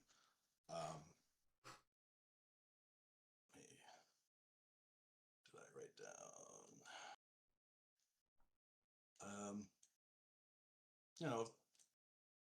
Brown eyes, very simple though.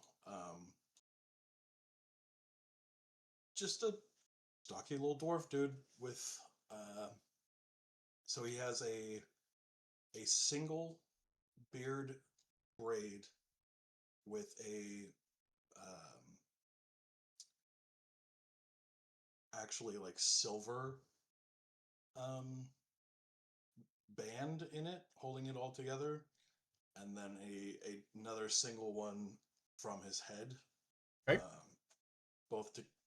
Both are there to keep his hair out of the fire. The band in the hair is much simpler, but the one in the beard was a gift from his wife. All right. Well, Thromir, you begin to follow Gunvalder down the road, and you had woken up very early this morning. That's one thing both you and your wife do, is that you have places to be, and it often starts early. She finds herself in the mage quarters to open up shop. You find yourself, well, in the forge, striking steel on steel and whatever other material you can find, in order to put something in front of Gunvalder that doesn't get thrown at you at high velocity speeds. Much to your dismay, this is not a common thing. But there's been one or two. You follow him through the city, and you see, now with the city awake, throughout the Crafters District, familiar faces that you walk by almost every day are now in the throes of getting prepared for the Founders Festival. You see the tailors are spinning out intricate and refined fabrics. You see that the leather workers are sculpting both accessories and armors. You see the various cooks are preparing all of their finest ingredients. You see many people preparing for this day as though it is the presentation of their lives.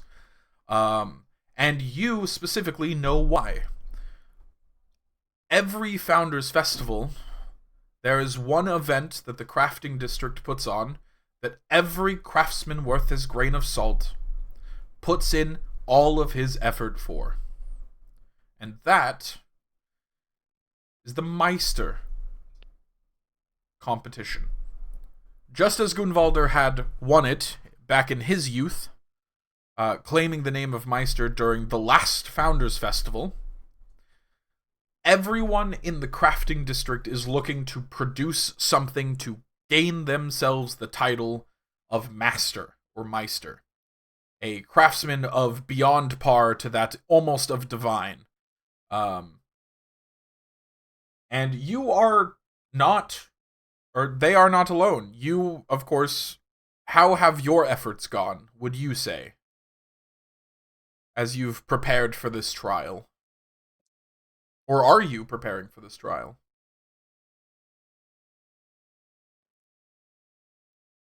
I think because the two items that he has made that have probably not been thrown at him are currently in use by both his boss's family member and a man who actually managed to scrounge up enough money to commission a very unusual style weapon. I think for this specific Meister event, and because he knows he will have another chance with more experience, he is more focused on the politics currently involved with his teacher. Right. Absolutely. And again, trying to come up with items that are both worth making and difficult to throw at people. Of course. The armor, of course, was not impossible, but difficult to turn into a projectile weapon. The axe, not so much. And yet somehow... But it was fascinating enough to slide by. Of course. Well, as you walk your way down the streets, you will, of course, be joining Gunvalder as his second at the meeting of the Federate Council. And so we will pick up with you after our short break as we approach on 8 o'clock. To give everyone time to get up, go to the restroom, get something to drink, deal with anything they need to. And for me to reassure myself that this is going fine. Party members? It's alright. That sounds right. I like it. Good, good. Yes, gratification. This is what I need. Hooray! Woo! I'm over here fucking singing your praises and I'm muted the whole time. Oh, are you? I'm sorry. I'm so sorry. I muted myself to go when I got up to go fill my drink up. Oh. when I sat back down. That's No, it's totally going fair. really good. Awesome. I'm so happy to hear that. I think you're muted as well. Yeah, Bees, I think you're muted. I really like it. It's doing a good job. Hooray! I need this in my life, guys. I don't think you understand. You're doing a good job. Oh, crap. Okay, well. Go ahead, I was Josh. slightly expecting to start at home, but you mentioned that, like... Nah, man, it's 9 o'clock in the morning. You got a job to do. Yeah. Yeah. Actually, it's 10 o'clock in the morning. You definitely have a job to do. But, yeah. Let him, Yeah. let him live up to his you know, let him be a lazy dwarf, alright? All the rest of That's fine. I Wow. because of the way Regulus's story started, I started thinking like, oh, I wonder how Romeo's mornings go when he's like with his family. And that'll be a perfect thing to discover. Yeah, I was about to say, Regulus ain't got a stable job, so. Listen, it was so wholesome. Something's gonna happen. Oh, I'm not ready. Yeah, but it was me like going through the thought process of how my mornings start, and then hey, think fast, chocolate nuts. And I'm like, oh no. Oh yeah, buddy. I'm just glad he didn't throw the sword. Mm-hmm. No, he throws his hammer because he knows the dedicated apprentices will bring it back. Yeah. Called being a kiss ass. Go put them monkeys in the bed.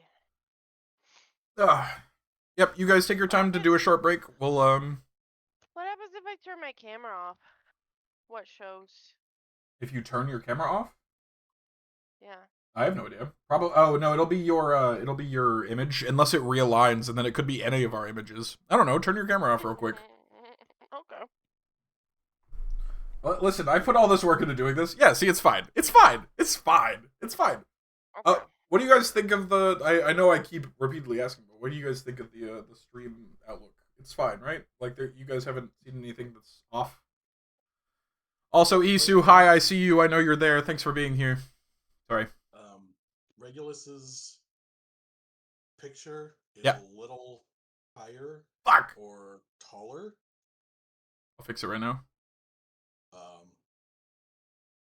I noticed that like minute 3, and I was like, oh no. Hold, please. It's going to bug me the entire time. Hold Also, on. there's more border on all of theirs than mine. Well, yeah, because they're narrow. They're a perfect square. You're a rectangle. I can't change that because that's how your camera is. No, but Josue has more border too. Oh my god. Everyone and Does their he? border requirements. I think I got the most border. Weird enough. Well. Well, you and Nate, you and fucking words, Matthew. God, guys, I'm stressing out over words. It's fine. I'm getting there. Slow your brain down. You're doing fine. It's okay. Yeah, I know. I really need to. At least you didn't say shivering queef. Okay? Who did someone say that? Is that something that happened? Matthew I think Mercer said Yes. Yeah, it happened pretty Oh. once. There, Bees, you have more border. Also, it's hard to tell with yours because you chose gray and the background is gray. Yeah. I know. That's why I chose it. Oh, that's what it's about. Okay. Yeah. Yeah, I had everyone choose their colors for backgrounds so that like I can't just put a camera I on chose because red for your background. it bugs me. Like it bugs me inexplicably whenever a camera is on a screen and there's nothing around it to break up the background. I can't. It's awful. I hate it. And so I give everything a background of some kind, and I most recently got something that lets me do gradients. And so I gave everyone a gradient for their background. I love you. But good. I'm glad everyone's enjoying this. I'm glad this is this is In the good. bag with my pretzels in it. I appreciate you guys watching chat and saying hi to everybody. I am also eating on pretzels. Yeah, I also have a bag of pretzels, but I haven't gotten into them yet. I was finishing my dinner, which is called I think it's think it's called a Jack Special. What it's called? It's basically a pizza without the crust. You put like a layer of marinara sauce, all the toppings, marinara sauce, cheese, and then you bake it. And it's honestly super delicious. It would have been better if it was hot, but I was talking for 2 hours, so it's fine. Yeah, no, right before you got to me, I had to eat a Subway sandwich in 30 seconds. Oh no, dude, I'm so sorry. Did you just open up and shovel Oh, I it? took all the meat I could. I swallowed it all. Is it that hot dog scene? Is it the hot dog scene from K-pop Demon Hunters? Essentially. A friend of I watched that show, or I watched that movie the It's other day not with a a friend. hot dog, though. Yeah, what they do in the movie, it's a hot dog. She takes a hot dog and No, it's Yeah. a sushi roll. No, Yeah. it's close enough. No, it's not. Yeah, it is. God damn it. The restroom. Yeah, I also have to go to the restroom, so I'll be right back. Oh, we can see that. Oh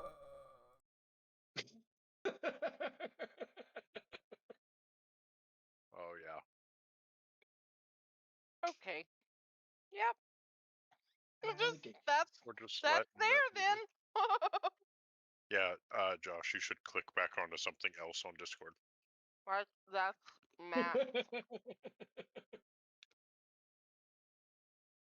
Oh, is that because Matt did it? Oh, Mhm. Oops. which one is it showing? Just give me a finger or two. Oh, I did get fisted. I You- almost ran straight into the hole. can you actually, because that has people's Discord handles on it, or as a moderator, can you black out the stream or something?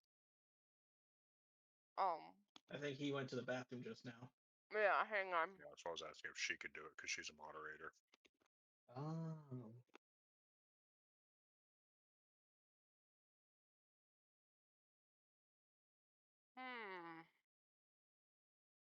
I can do this really quick.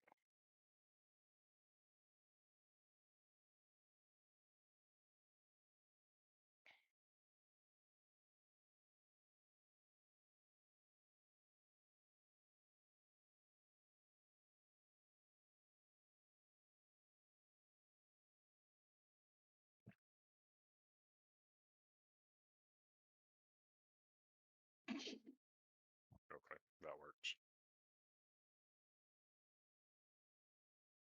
I'll take it off when he comes back. Yeah.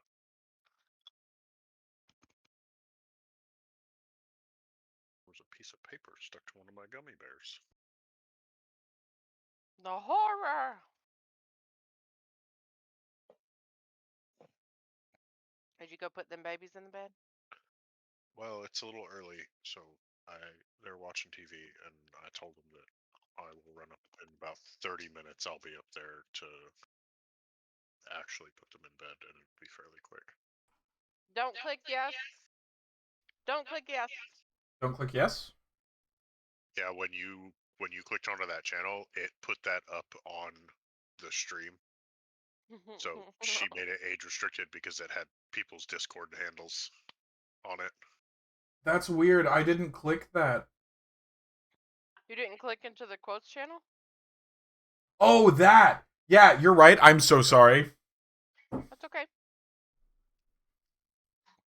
I have to find a solution that isn't Discord for cameras, and I haven't figured it out yet. I spent a good 2 hours today trying to find anything, and the closest I could find was opening up a freaking Zoom call. Roll20 uses cameras. Yeah, I don't. They're slow. Yeah. Mm. Like I'm looking for something like a meeting software. Streamlabs has one, but I don't like Streamlabs. I like. Google me. We could. I think Discord is fine. I just think if you need to do anything else on Discord, you'll just have to remember to use your phone. Yeah, and that's what I've been trying to do. Why am I in my list of collaborators? What? I don't know. It's funny. It's so weird. Why am I in my own list of collaborators? Collaborate. I'd like yourself. to knock on my own channel, please. The other option would be you can you could use Discord in your browser for That's- anything else you need Discord for. I was debating that too. Or you could use I've also when I've needed to do multiple things in Discord, you can also get Discord Canary, Oh, which what's is that? their stripped down version. So if you just needed to have Discord to be able to go in and like talk to people, message people, you Mhm. could use that while having actual Discord up for the video. Oh, interesting. I've never actually heard of that one. Yeah, you have to go to their website and get it specifically. You have to like specifically look for Discord Canary. Oh, that's pretty cool. Just so I know, because I didn't remember the times in the first place. How long do we want to go tonight? When do we want to? When are we comfortable calling it quits? Just so I know. Rough estimate. Tomorrow? Possible.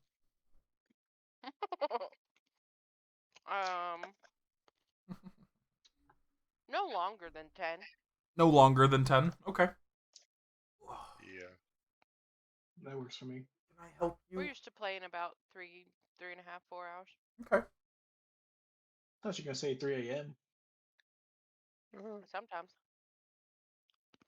Well, if I find a comfortable spot around 9:30, 10 o'clock, then we'll probably call it there. That's good with Okay. everyone? Okay. Can I help you, Kat? Yes, father, love me. Yeah, she's upset because I won't let her outside of my room right now. Ooh. It's mostly because I'm doing this and I can get loud. I don't want, I want to interrupt my parents because I'm poor and jobless. Yeah, if you You guys tried know not any doing IT those things? positions. Yeah, here's Texas. my endorsement. Right now, find me a job. This is a call to action. God dang. Has Josh returned? Not yet. Okay. I'm still eating cheese. It's fine. Like I said, take your time. We're in no Nice real rush. cheese build. Dude, this cheese is so good. I have not Is tried it? the white cheddar version of this one. It's so good. Gonna try it. Mhm. Everyone can just be jealous of my relationship with my cat. It's fine. Oh no, I've got a pretty good relationship with my cat. Oh yeah? Mhm. You sure? I also have a good relationship with your cat. Do you? Interesting. That's where I thought that was going. Yeah. That's where she takes it every time. That's where I That's like what to I'm take here it every for. time. Listen, I was quiet for like an hour and a half, okay? I made that joke on purpose, by the way. Sorry. Yes, I know you were. I'm so proud of you, Bees. Also, does Josue not know I'm Prince? I don't know. I think so. I don't think so. I don't remember. Because this is the third time he's done this when I've tuned into something with him. Well, so here's the thing. I also don't know why you're listed as a first-time chatter on mine, because you've been here before. How about I commented on y'all stream not too long ago? I know.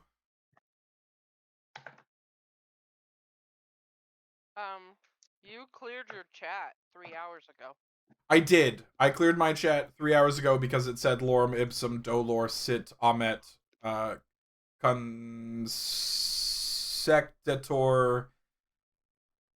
I don't know. I can't say the last one. No, lorem ipsum is the classic Latin gibberish that you put into as placeholder text. Hey, I know that guy. Sure. Whoa, that guy right. Wait, hold on. I have to figure out which direction this is. That guy. I know that guy. This took me a second. Nope. Oh, I know. Yeah, it catches up. All right.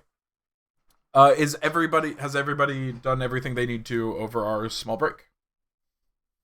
Yeah, I'll turn my camera back on in like a minute. No worries. Take your time. It's no big rush. I'm good though. Okay, then we are going to pick up and continue. So, Thromir, Yeah. you have followed Meister Gunvalder through the streets of the crafting district, over the large bridge of the Aturkan River, and into the long road, the final section of the Zenith Thoroughfare that splits the Noblesse and the Mage's Quarters and ends in the Dawn Gate. You know where you're going. You have been there several times, acting as Gunvaldar's second at the Federate Council. You wind your way through the Noblesse district to find yourself eventually into a large circular room, in the middle of which is a large circular table housing a number of chairs, one for each of the different members of the Federate Council. My cat's about to get frustrated. Can you not? Thanks. Anyway. You see that there are a number of members already there. Lysandra Hamelin, the speaker of the table, a member of the Libran Fellowship, the Adventurers Guild, or the Adventurer Group in contract with the King, or with the Crown, I should say, is already there. A Star Elf, a woman with almost copper-like skin to compare it to the metals you're familiar with, though her hair is almost like the like fresh dirt for farming and that sort of thing. She carries a very natural air about her, but retains the sense of regalness that it makes sense that she's the voice of the table, just by appearances alone. In addition to her, you will see a partially hooded man with a long, elaborate blue robe that seems intricately laced in gold thread, various shapes and arcane runes. This, of course, being Nilmorn Velaste, the head of the Magician's Quarter. He is here with his second, a woman that you've never really spoken to. Her name being Astrid. She stands much where the seconds normally do, which is behind their representative's chair against the wall, there in case they need something to be handed something. Judith McNally is also there. She is the foreman of the industrial district. Her second being a stout pygmy man, dressed in rough, dirty clothing like they'd been working since dawn, and will probably go back out to work again, despite the fact that the industrial district is closed for the day. In addition to those two, you have Ronav Adhia, excuse me. He is the Afrit responsible for the bazaar. You have Saintis Manella Acuna, the Sun Elf, that is responsible for the Temple District. And as you are all getting comfortable, Gunvalder basically just asking for a beer that he can't have in here. The meeting begins as a slender 6'2" Sun Elf man steps into the room with an once again, seconds being important enough to recognize, not enough to necessarily know. But this one you do know, for her title is feared and respected through the city, and also the only thing she's ever gone by. Following Gladius Kythen is the Silencer.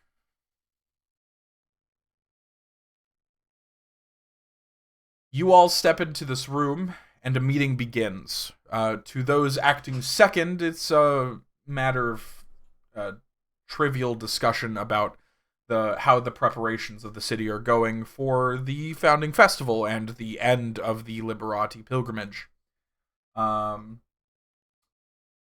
The lower district individuals, Judith McNally, the Saintus, they're more... One, Judith McNally is more interested in how the transport of goods going up and down the Aturkan River is going, using the Great Lift. The Saintus is concerned about all of the incomings into the city. There are many people from many places, even just beyond Carcer, that are coming to experience this grand festival that has only happened 3 times throughout the current era. You have Gunvalder and Nilmorn getting into arguments about the usual things, the use of magical engravings for the Meister competition, and the uselessness on Gunvalder's side of engraving magic into items that should be perfect as they are. Before, of course, you have Lysandra and Marquise Kython discussing matters of the nobles' side. The king's route, is everything going the way it should? That sort of thing. The Silencer, would you like to describe how you are watching this meeting unfold?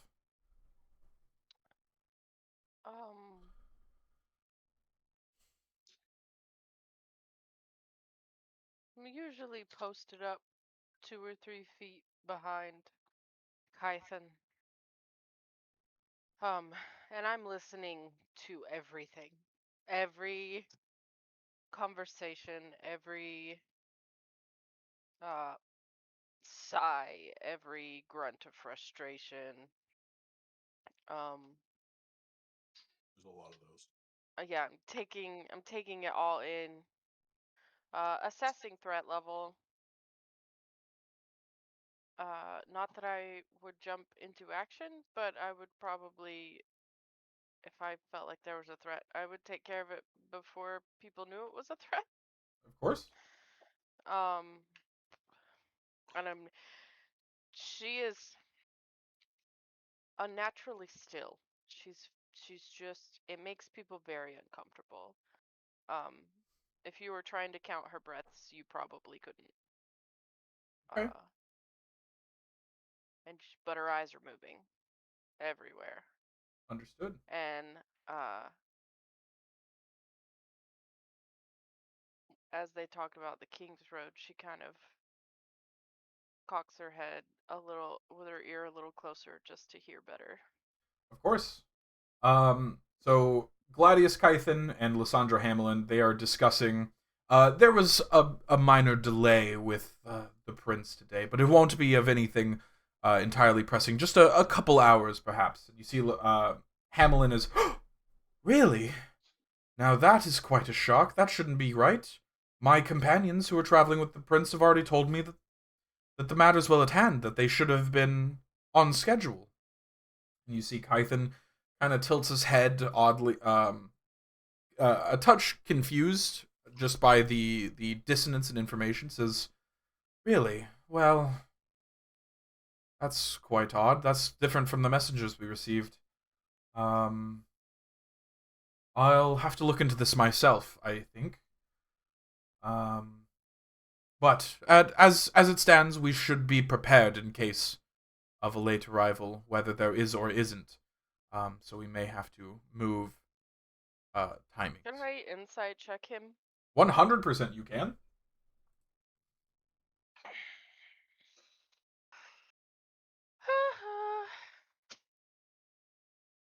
Who would lady?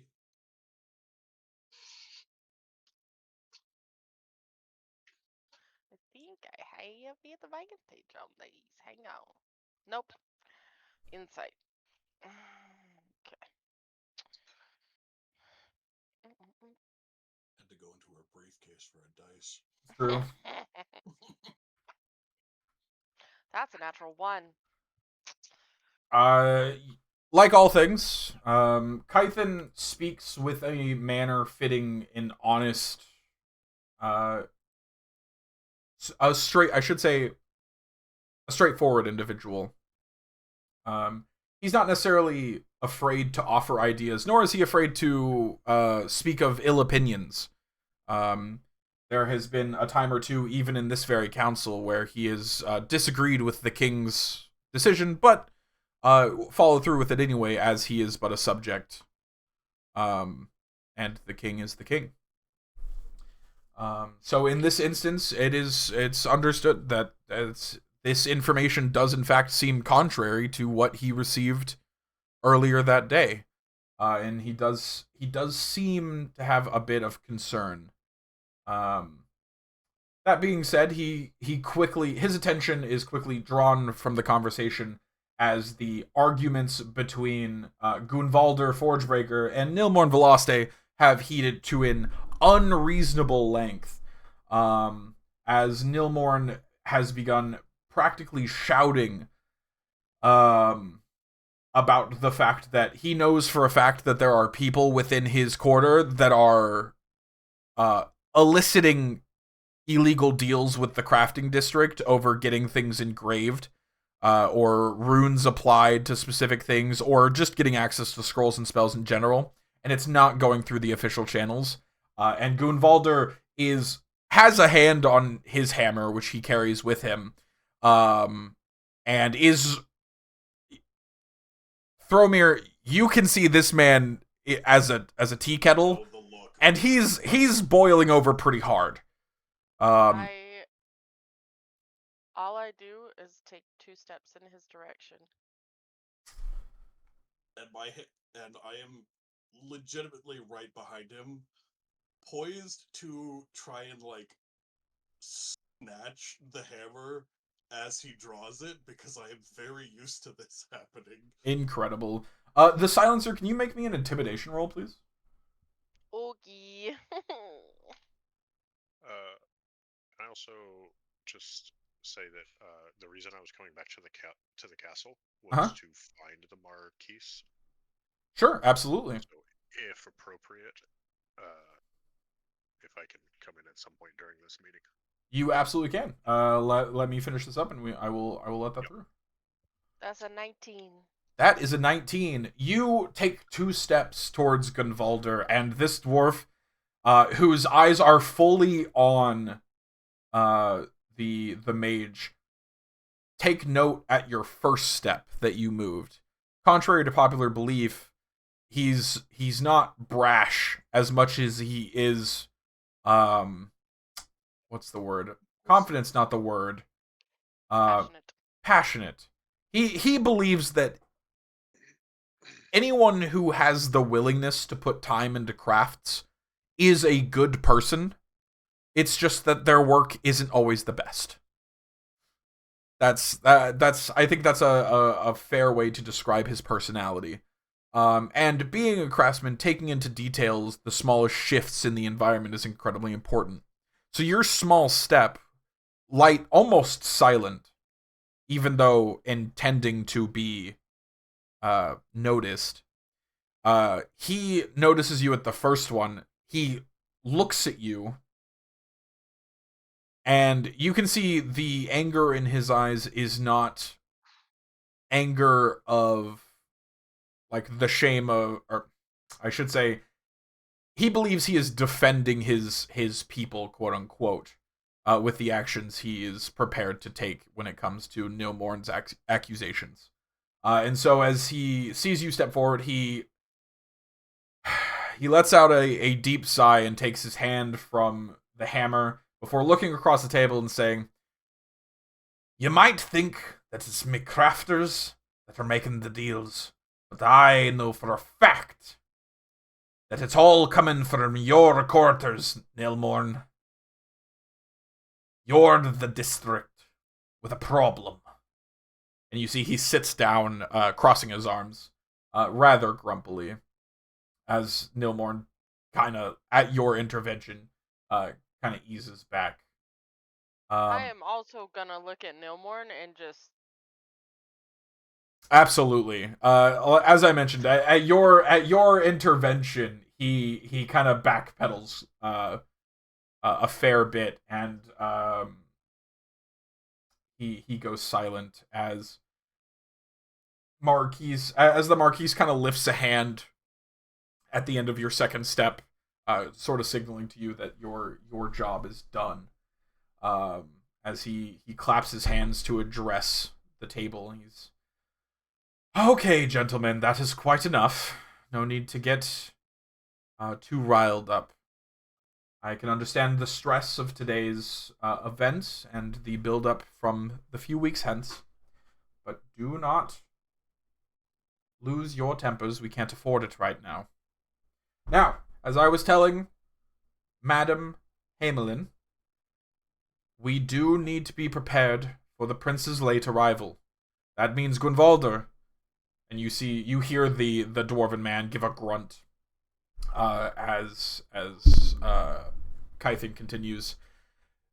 The Meister competition will have to be pushed back at least a few hours. Allow them to continue crafting. Have the extra time. It's fine. My cat has just laid herself across my keyboard, making sure that it didn't break anything. Excuse me. I assume this guy also has a cat that is just a problem. Yeah. He very well could be. It very There's well just could a be. bunch of strays around the city, so one just wanders into this hall and, like, makes it everyone else's problem. It's very correct. My question is, what's a keyboard? Anyway. You see, Kython turns to Nilmorn, and you and I will discuss the sensitivities of whatever illegal interactions are occurring between the crafters and the mage's quarters. Personally, Nilmorn, I will see to it myself that whatever issues are there are hence taken care of. You see Nilmorn gives a slow nod of understanding as the doors to the hall open. Two servants on either side opening up the doors to allow. Well, if it isn't, Kython looks up. Well, if it isn't my opposite, Sir Umbra. To what do we owe the pleasure here in the Federate Council chambers? One point of order. Prior to coming here, I Sure. would have stopped at my chambers. Yes. Went to the armory again. Take out a piece of black cloth and unfold it on the floor to open a portable hole. Okay. Put my other set of armor and my other weapon into it, folded it back up, and put it into a pocket. Understood. And then come here. Understood. As I walk Subtle. don't acknowledge any of the other council members. Okay. I probably briefly make eye contact with the silencer, and then Very well. approach Marquise. I put one hand on the back of his chair, around his back, and the other hand on the table in front of him, and I lean in close to his ear so that nobody else can hear me. Understood. Is she occupied right now? I have use of her.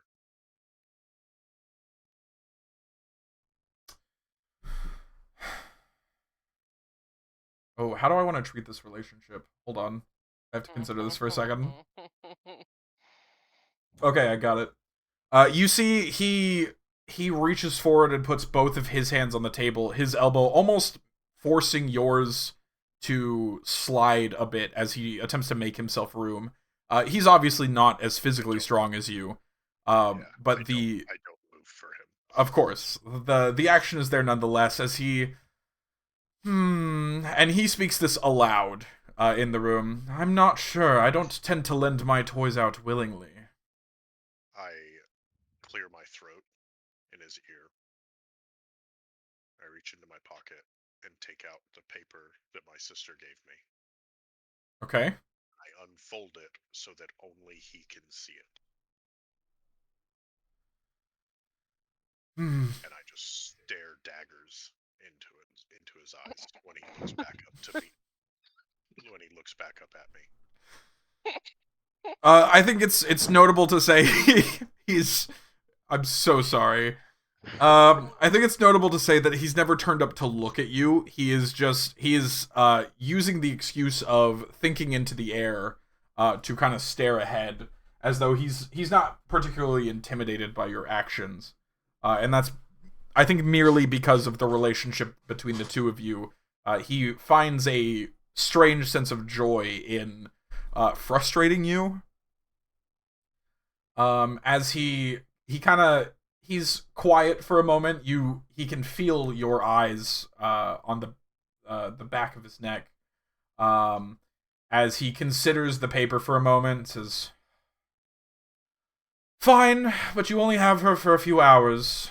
After that, there's issues in the mage's quarters."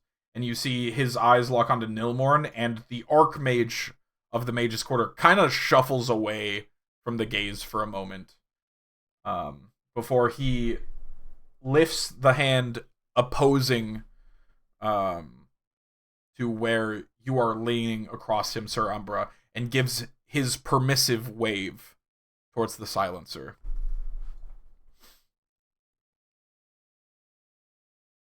I just stand up, fold the paper back up, and put it back in the pocket, and I just say, "Thank you." Oh yes, I'll remember this favor. I look to her again, and then kind of just nod towards the door with my head and start walking out. I will tensely follow. All right. Thromir, you see the captain of the Royal Guards and the silencer walk out of the room. As the meeting continues. Any thoughts? Point of order.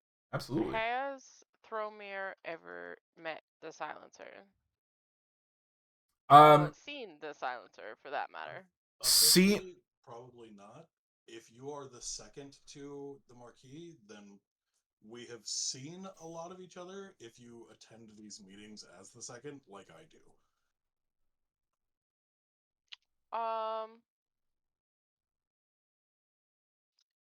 Okay, yeah. To that point of order, the population of moon elves in Vincula is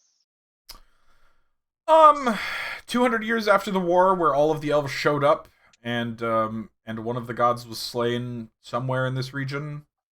Couple hundred, maybe 150. But remember, this is a city of 100,000 people, so you're a drop of water. Yeah. So Though that is to say, Nilmorn is also a moon elf, so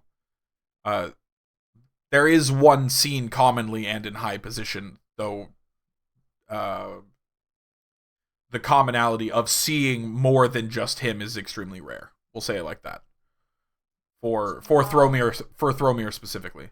Yeah, and my passive perception is only like a 13, so it's more of like I see you standing behind him, but I am also very busy keeping my boss from beating people up. okay. So it is a very like Yeah. looks at you, waves, goes back to what he's doing as like a professional courtesy thing. She just But- looks at you. But other than that, is not really paying attention to anything but keeping people from getting a hammer thrown at them. All right. Do you wear anything your wife makes? So I don't know. I don't think she made it, but the ring holding his beard together is from her. Okay. So it's potentially of moon elven make, though maybe not by her hand. Yes. Okay. Um,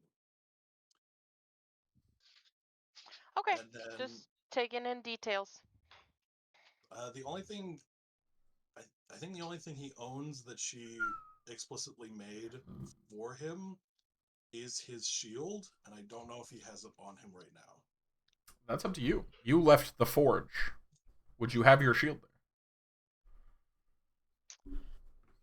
You're with your boss. I would always have my shield. Well, Listen. I am with my boss, but it's also my second boss because I am like partially part of the guard, or Okay.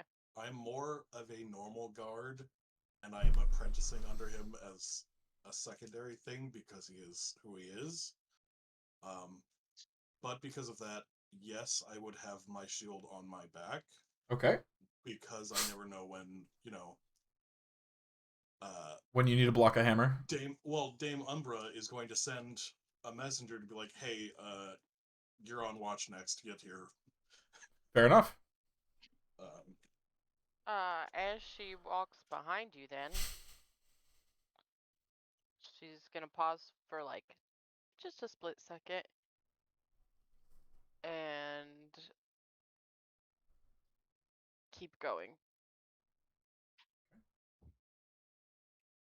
I probably don't notice. I'm keeping an eye on something else. Oh, but Renvir definitely would. If Renvir is paying attention. Are any of us ever truly paying attention? I think he was probably in front of her, so she would have been behind him when that happened. So It's kind of my thought.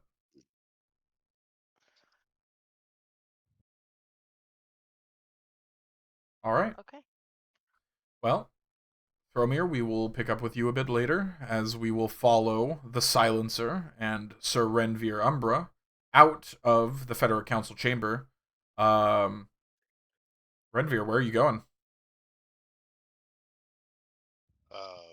we are going to the parish district, to this temple.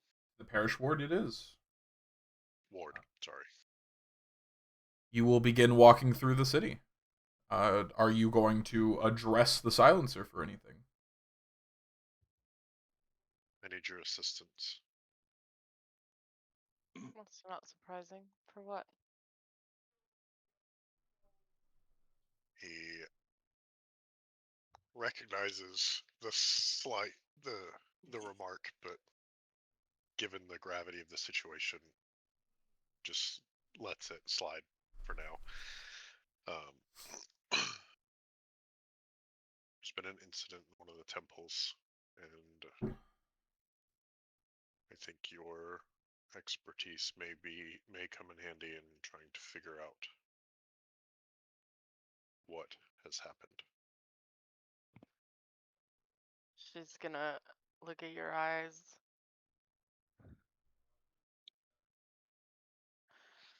And put her hand on your face and say, which expertise? And then walk towards the temple. Can you guys stop flirting in my chat? God damn.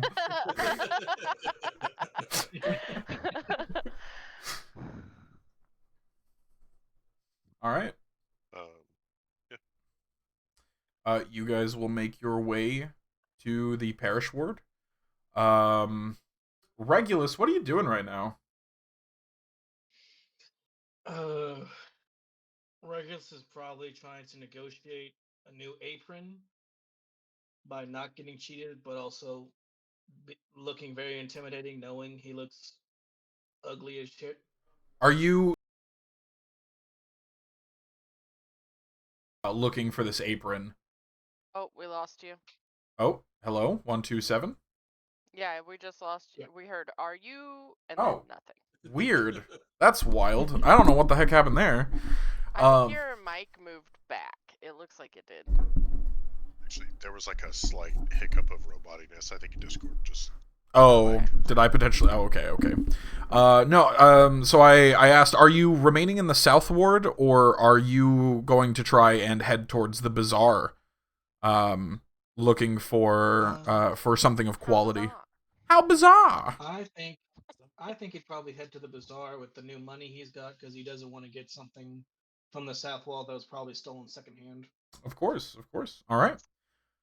So you've made your way to the Bazaar at this point. The city is as I have said numerous times, full of people right now. You see so many people that one, it's a little like shell shock.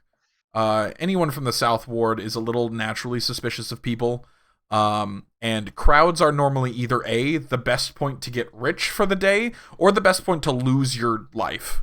For more reasons than one.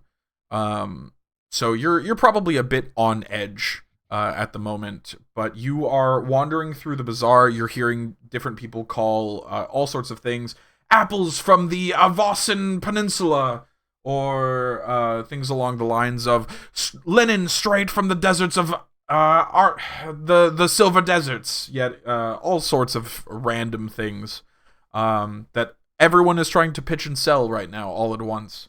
And you say you're looking for someone to sell an apron. Yes. Make me an investigation check. Ah, shit. Here we go again. Investigation.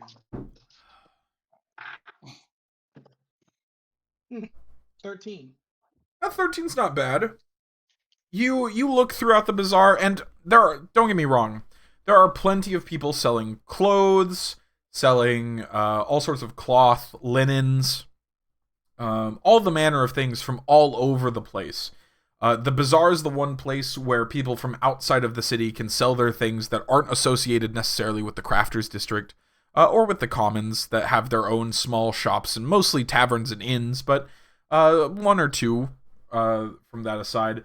That being said, you don't really have much luck as you're running around, not because no one's selling them, or I should say, not because there's no one selling aprons, but because no one's really selling aprons here.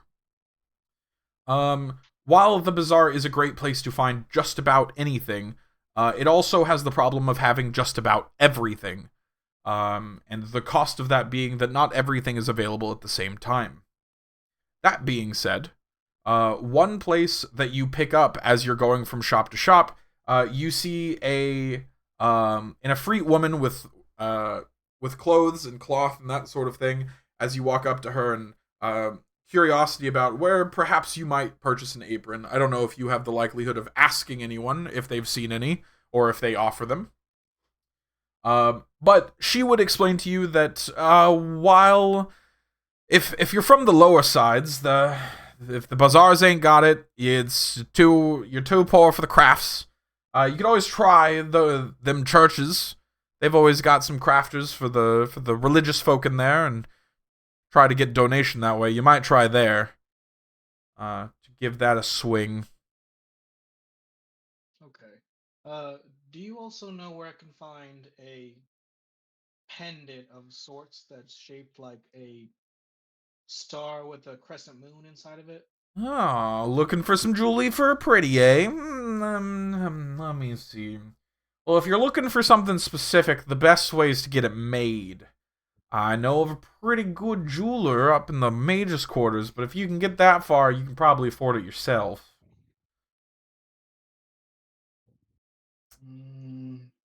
Tell me the name of the person and I'll see if it's worth. Give me just a moment. I apologies. God, I'm doing so good. I apologies. I need a name. Stop, I need a name.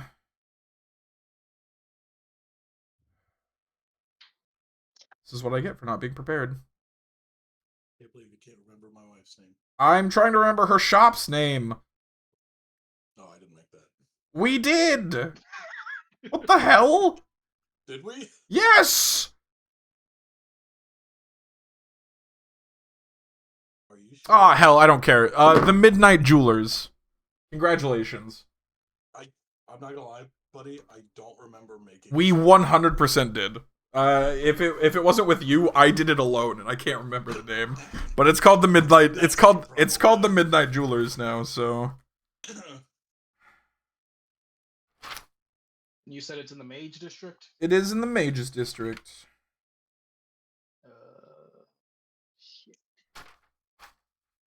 I'll make my way to the Mage District, but along the way, I'll change my appearance. Okay. What are you changing your appearance to?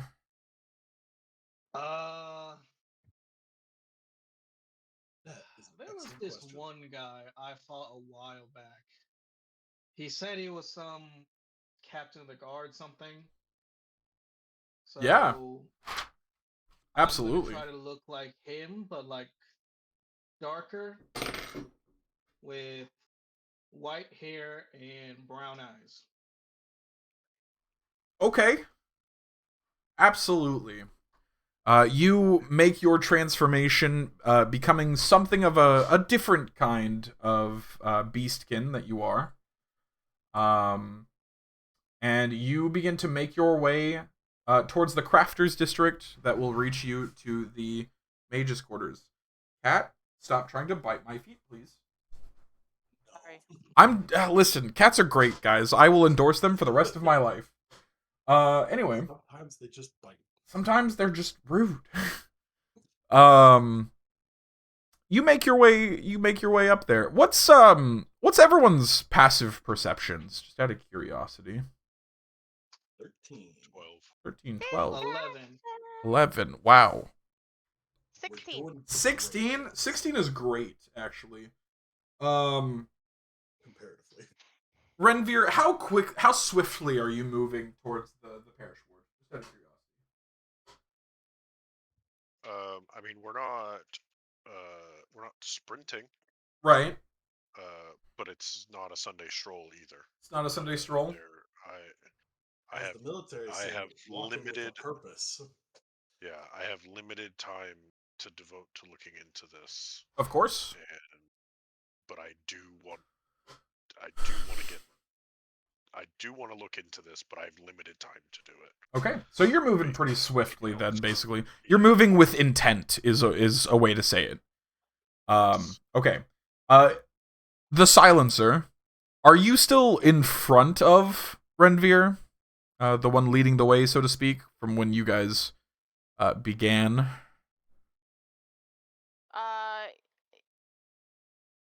You guys had made the mention of stopping, having an interaction, and then you made your comment and continued on. Yeah. He showed me the temple, and I know exactly where it is, so I'm just gonna go there. Perfect. So why is he walking towards you right now down the Xena thoroughfare of the Crafters District? And why does he look... Wait. I look at his eyes. They're a different color. But there's no mistaking the shape of the person walking towards you right now. Yeah, and give a whistle. He knows it's a sign. Okay. Regulus, as you are walking through the crafting district, unbeknownst to you, you hear is that a high-pitched whistle? Regulus will lock up at that point. You completely freeze. And then he'll try to figure out where the whistle came from. Roll me a perception check. I can actually cast message. Nope, no I can't. Darn that luck. How close is he to me? We'll say within 30 to 60 feet. Woo, 18. You see a very familiar individual walking down the road, and trailing not far behind her is someone who you've fought before. Who looks kind of like the captain of the city guard. Fuck. Yeah, my eyes are kind of big, and I'm just going. Renvir, you can make a perception check as you see some strange interactions. 15. I don't think mirrors walk, but you certainly see yours walking up opposite to you up the road. I stop. And I just You're look at Your whoever this person is. your mirror is equally as frozen, staring not at you, though may soon find you, but instead staring at the person beside you. Hmm. What in the 13 hells are you? You're conscious? I know we haven't talked in a while. The best answer. You say it in your normal voice. I say it in Regulus's Let's voice. be honest. Yeah. Okay.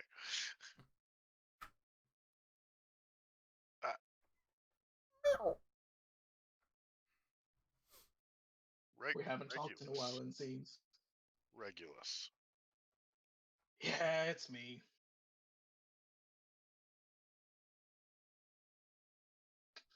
Was not expecting you to be walking about today. I didn't expect myself to be walking about today. I know that flattery is the sincerest Wait. form of Imitation.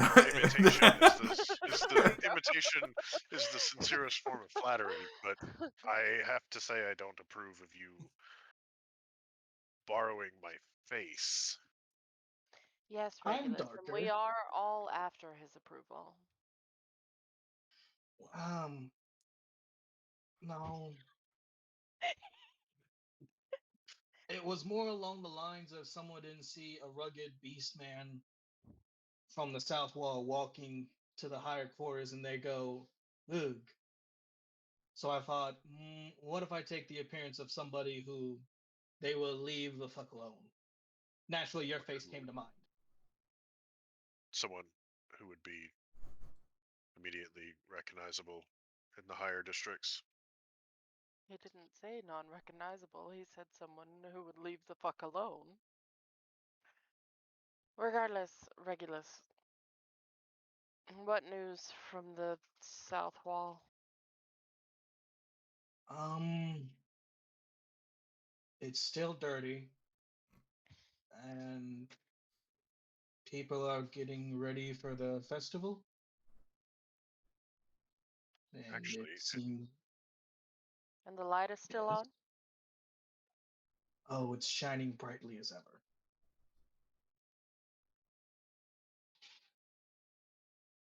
Actually, running into you may not.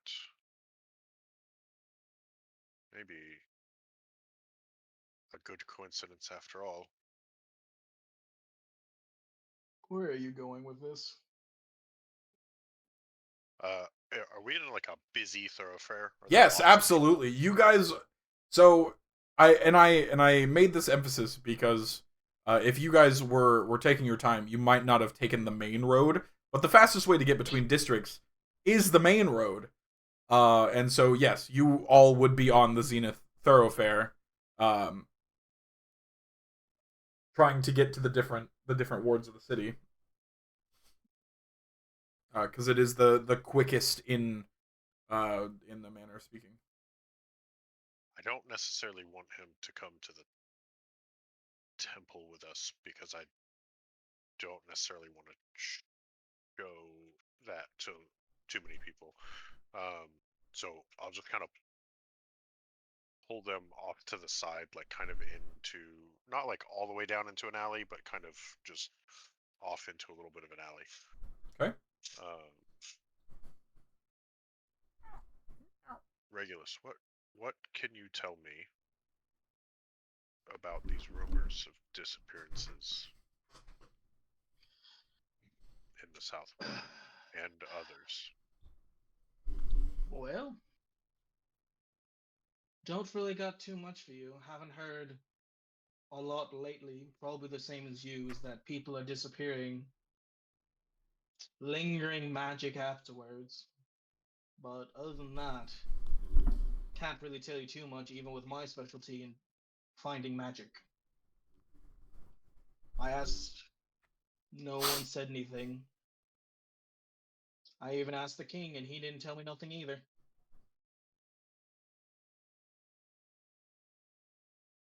not your king. Your preference.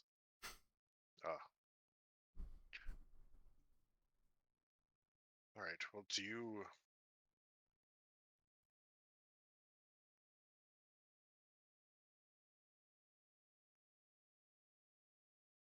All right.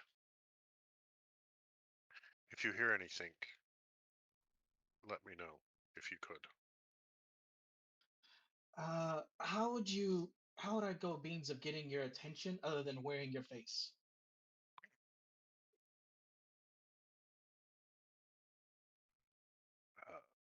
I'll be around. Okay. Renvir kind of looks at the silencer for a second, like, you know this guy? Doesn't say anything. Yes, and if that, alternatively, if you find a guard, could send word up to the dame, and she can reach out to me. I can do that. In hindsight, is there anything else I need to know about since I'm one of the natives in the lower quarters, as we put it? The prince is late. Ah. That's Confidential! Yep. Let's not go telling everyone. I trust Regulus with my life.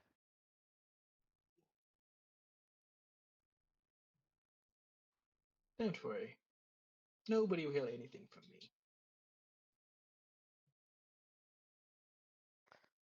The Right. prince is late. If you hear anything, please let us know. I will. And then you see Regulus kind of twitch a little bit. And then you see his eyes kind of glaze over a little bit before he shakes his head like, well, I best not keep you two from whatever you have to get done, and I have to get something to help shine things a little bit down where I'm from. So if you need anything, let yourself know.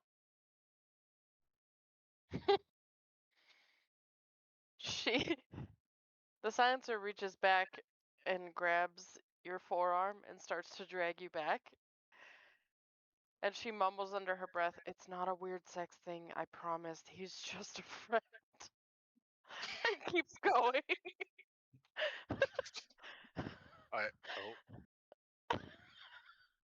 Like, she's still got you, but she's just like moving fast now. Like, you said they weren't sprinting before. She almost is now because she All right. just wants to get the fuck out. Okay. Where? As Where? Regulus gets a Like, bit further away, you're gonna hear in your head, "Be careful."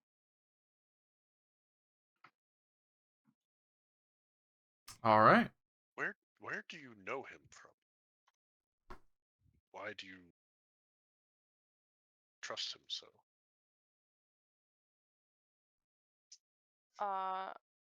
She looks at you for a really long minute. And she says,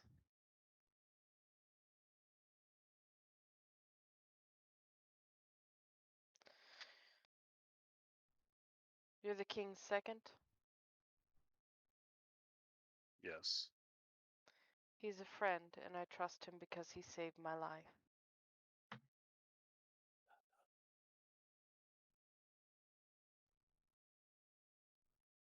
All right.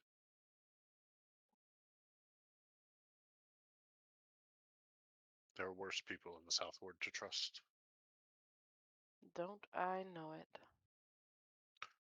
And I suppose we will continue on to the temple. All right. You will continue on your way. I am going to.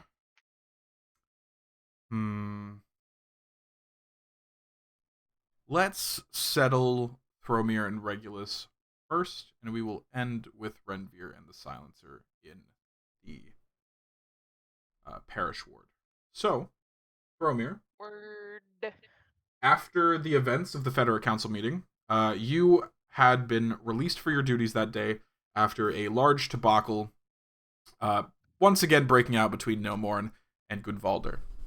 The two of them had been once again arguing about some issue taking place between the Mages' Quarters and the craftsmen of the Crafters District. Something along the lines of certain magical items or magical properties being inscribed onto items without going through proper regulations. Now, in the city of Vincula, whenever magical items are made, they must be registered for the sake of they can be dangerous. Magical items are among the most powerful things in the world. A sharp sword is only made more dangerous by a sharp sword that engulfs itself in fire. Even your own tools and weapons have been registered and classified as magical weapons that are that their location or that their existence is known. So if anything resulting in their affinities occurring in the city, they know at the very least where to go to find who made it and who potentially they sold it to. So this is a very critical thing. This is an issue. So as those two devolved and no real progress was made in the meeting, other than the fact that everyone now understands that there is a potential there are potentially a few bells of time between when the prince is meant to arrive and when he could be arriving, favoring later in the evening rather than the early afternoon. As such, you've been given the day, and with you being on the Noblesse district, where would you like to go?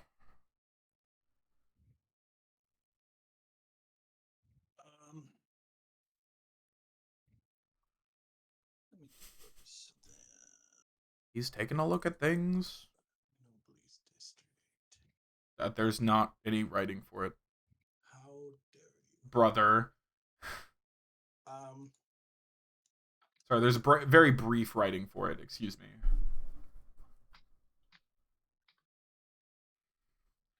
You are right across the Zenith thoroughfare from the Mages' Quarters.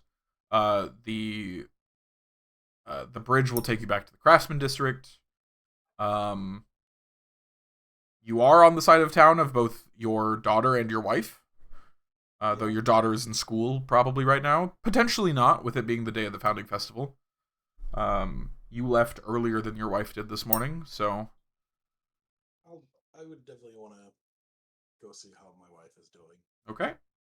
That's kind of what I was thinking about. I just couldn't remember if her shop was more in the Mage's Quarter or like nearby here. Because the nature of her shop is more focused on the magical aspects than it is the actual crafting of items, she's situated in the Magician's Quarters. Plus, it's right down the road from the place your daughter goes to school. So, yeah, makes it a fine place to hang out after school ends. Give me just one more moment. Why is my phone panicking? I have to double check something. But you make your way through. The Magician's Quarter is definitely responding to the events of the Founders Festival. Very different from the rest of the city, or at least very different from the Crafters District that you began in this morning. The Craftsman's District was preparing for their contest. Everyone practicing, putting prep work into the Meister competition, focusing on creating some of the most vital work that they've ever made. The Magician's Quarters is very different. Here, many of the mages and their stores are acting almost undisturbed. They are walking the streets as normal. No one seems preparing anything specific. And all in all, they are the people walking the magician's quarters seem to be treating this almost like a normal day, which is a touch odd given the state of the city, but also they're wizards and they're weird. So, 6 one way, half a dozen the other. You do get a few looks as you are walking down the main road of the Magician's Quarter, but not so many that anyone's going to stop you or anything. It's just people can easily recognize that you're probably not from this district, other than the fact that you live here. However, you make your way through the Magician's District and you arrive at a very familiar store. The building itself is nestled very nicely between two what seem to be tall, like maybe 3-4 story buildings on either side. This one's a very small 1-story building.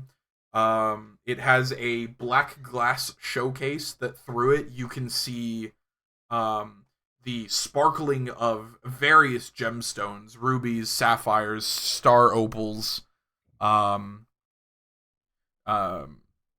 topazes, all sorts of things encrusted in very beautifully in silvers, golds, even a few copper works here and there.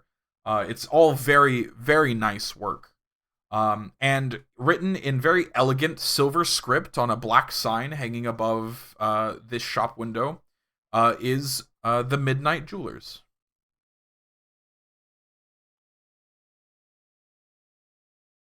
I'll walk in. You walk in. Oh, go ahead.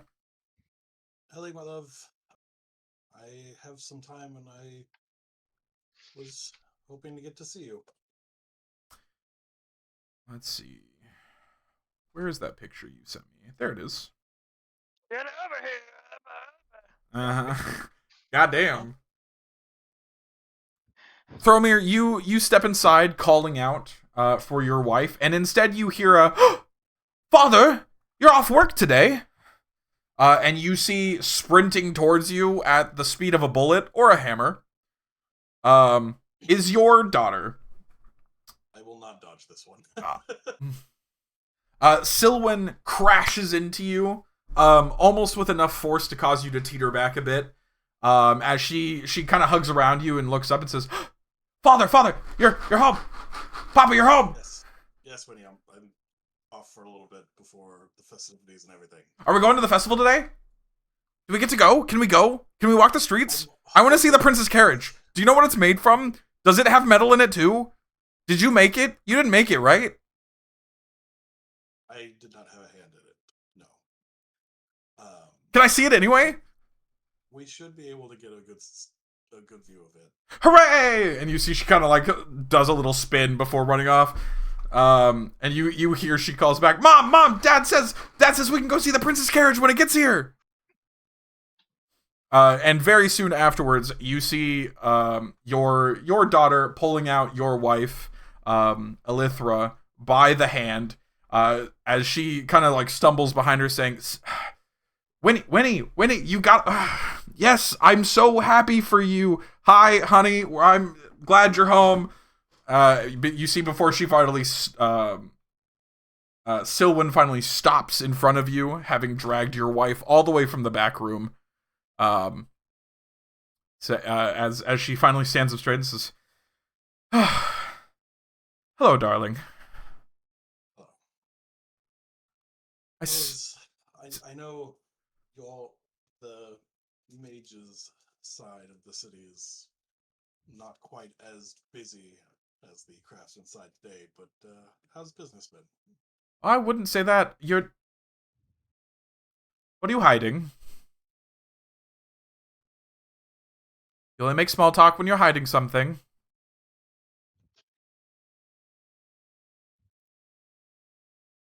Winnie, can you give us a moment, please? Okay. You see, she immediately just starts skipping back to the back room. As your wife, Elithra, who stands at about probably just around 6 foot, maybe 5'11", has long silver hair down to her shoulders, and is dressed very simply. Her hair is tied back in a ponytail. She was probably working in the back rooms, crafting one piece of jewelry or another, or perhaps doing what the actual purpose of her shop is for, which is enchanting. She placing various different glyphs and magical effects onto items, inscribing them with methods of power from which to convoke arcane implements into the real world. And you see she kind of frowns. Her brows kind of frown as she looks at you after sending your daughter away, before saying, "Darling, what's the matter? First you're off work early, and now Nothing for certain yet. seems fairly serious." There have been a couple of different missives today. There is a chance that the festival will be a little later than anticipated. Oh, well, that shouldn't be too cause for concern. I mean, His Highness's carriages aren't, no one's hurt, are they? Not to my knowledge. It's just this happening now with everything else that's been happening, or I know believing rumors is not great for stress levels, but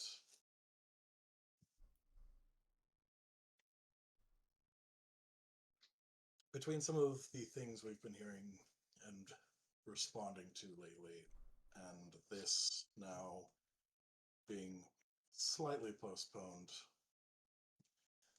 it's just got me worried.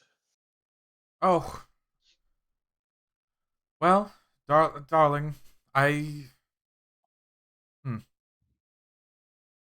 you see that she slowly steps forward, and she kind of brings you into a hug for a moment, kind of just holds you there, in a relatively gentle embrace as she tries to just quietly ease those worries for a moment, and before she finally steps back, and she gives you that smile that made you fall for her in the first place. A gentle, almost carefree like smile, as she reaches back to retighten up the apron that she was wearing, and says, "Well, if there's one thing you've taught me about worry in all the time that we've been together, it's that if you're working, you can't worry about it.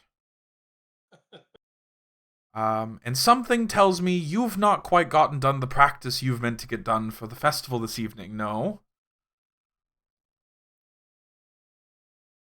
I brought the sword that I had been testing this morning, And? well, it didn't get thrown at me which was nice. But Well, that's a positive. It didn't quite measure up as per usual. So, Well, that old goat doesn't let anything measure up. After all, he's only a foot tall. Don't you worry about a thing that he says. Surely he didn't say it was all bad.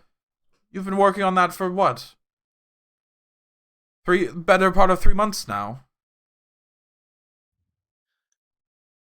yes, I guess I'm not quite as familiar with this. Turning Volt Steel into blade is not as easy as turning it into a handle, so. Well, that I believe you will. After all, I wouldn't marry just anyone. I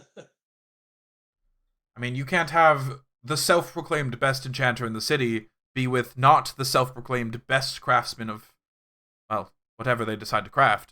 In this case, it's smithing. So if that's the case, what do you have to say? I'll get there eventually. Well, that's close enough. You see, I have time. Oh, you've got a few extra hours. in a few extra years before the next one. Oh yeah. Hopefully not. And you see she kind of like pats you on the head before turning and heading back to the workshop area. At the next festival, dear. Before long, um what out of curiosity, are you hanging around the shop, or are you intending to leave after this interaction? No, I'm gonna see if I can help out with anything or Okay. just You follow your wife into the back, and you see that she's actually working on something pretty different. Um, she's not necessarily the greatest enchanter in the city, but she is pretty good at what she does. In fact, she's probably at least in the top 10 um of the enchanters in the city, and she's rather known for her jewelry work. Her ability to inscribe various glyphs and magics onto things like rings, gems, necklaces, jewelry, that sort of thing is well known. So as you step to the back and you see on her inscription table, where she has all the manner of small tools meant for the purpose of carving runes as she casts spells into them for the magic to be held within the item. You are surprised to see not silver rings or necklaces or bracelets, but instead a strange silver nail that glitters faintly.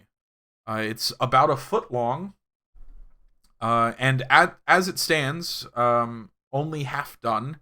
Many of the glyphs are inscribed only physically, not magically, so it hasn't been imbued with anything yet. But you see from the pile on her desk, it's actually the first of four. Or sorry, three. The first of three. Excuse me. And you see she moves to sit in front of the inscription table, moving a magnifying glass that's attached to it closer up so that she can get a better look at her inscriptions. interesting item to be inscribed. Do you think so? I thought so too. Um, it was for some scholar here in town that was searching about the ley lines, I think. Some interaction with silver, I wasn't sure. But they paid commission price for it, so I can't argue with that. I don't. I'm not going to claim to know much about how the ley lines work myself, but They are definitely a conflicting story. You see, she says as she leans in and begins to gently kind of scratch at the silver with some of her tools, as you hear a soft ding come from the front. I'll go check it out. Oh, thank you, dear. Let her continue working. All right. You step to the front and you see Regulus, what's your appearance right now? As I step into the shop, it's gonna be me. Okay. You Thromir, you step out from the back and you see someone you've met before, actually. Only a handful of times, and it was for something that you made as a test. And so it's rather, I should say, shocking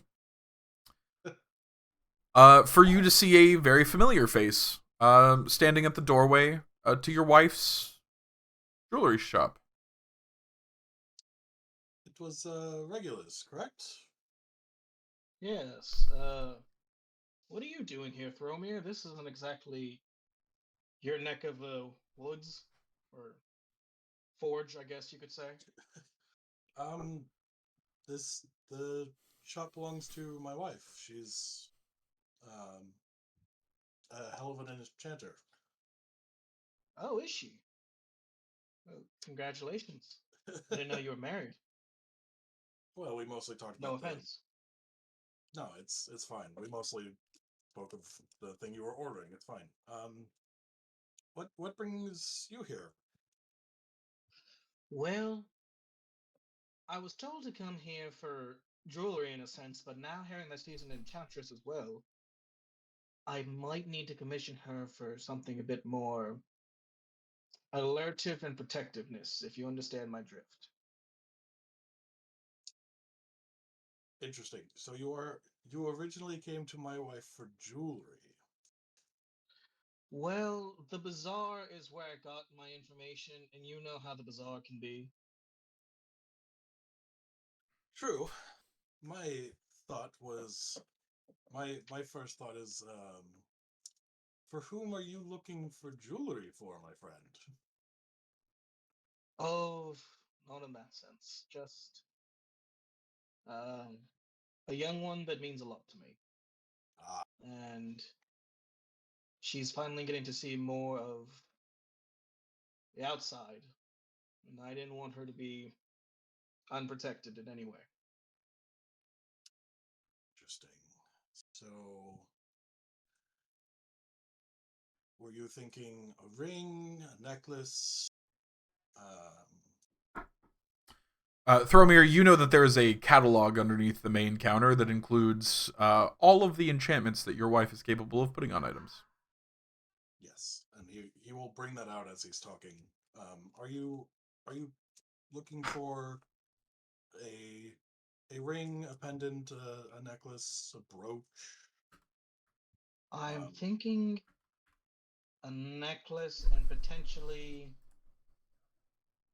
a brooch at the same time. Fascinating. And is there anything any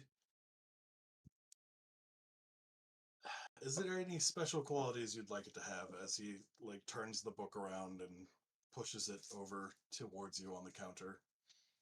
I want one of them to give an alert to a ring that I have that'll alert me to anything that happens to her. And the other one, I'd like it to be a form of defense in a way. Interesting. Um, I'm not sure about the first, but I know there are ways to inscribe items with spells similar to shield, which does pretty much exactly what it says. It conjures up a shield to protect you. There are also means of making yourself faster and therefore harder to hit.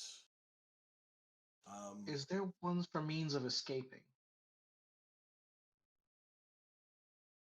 Say like a, Escape.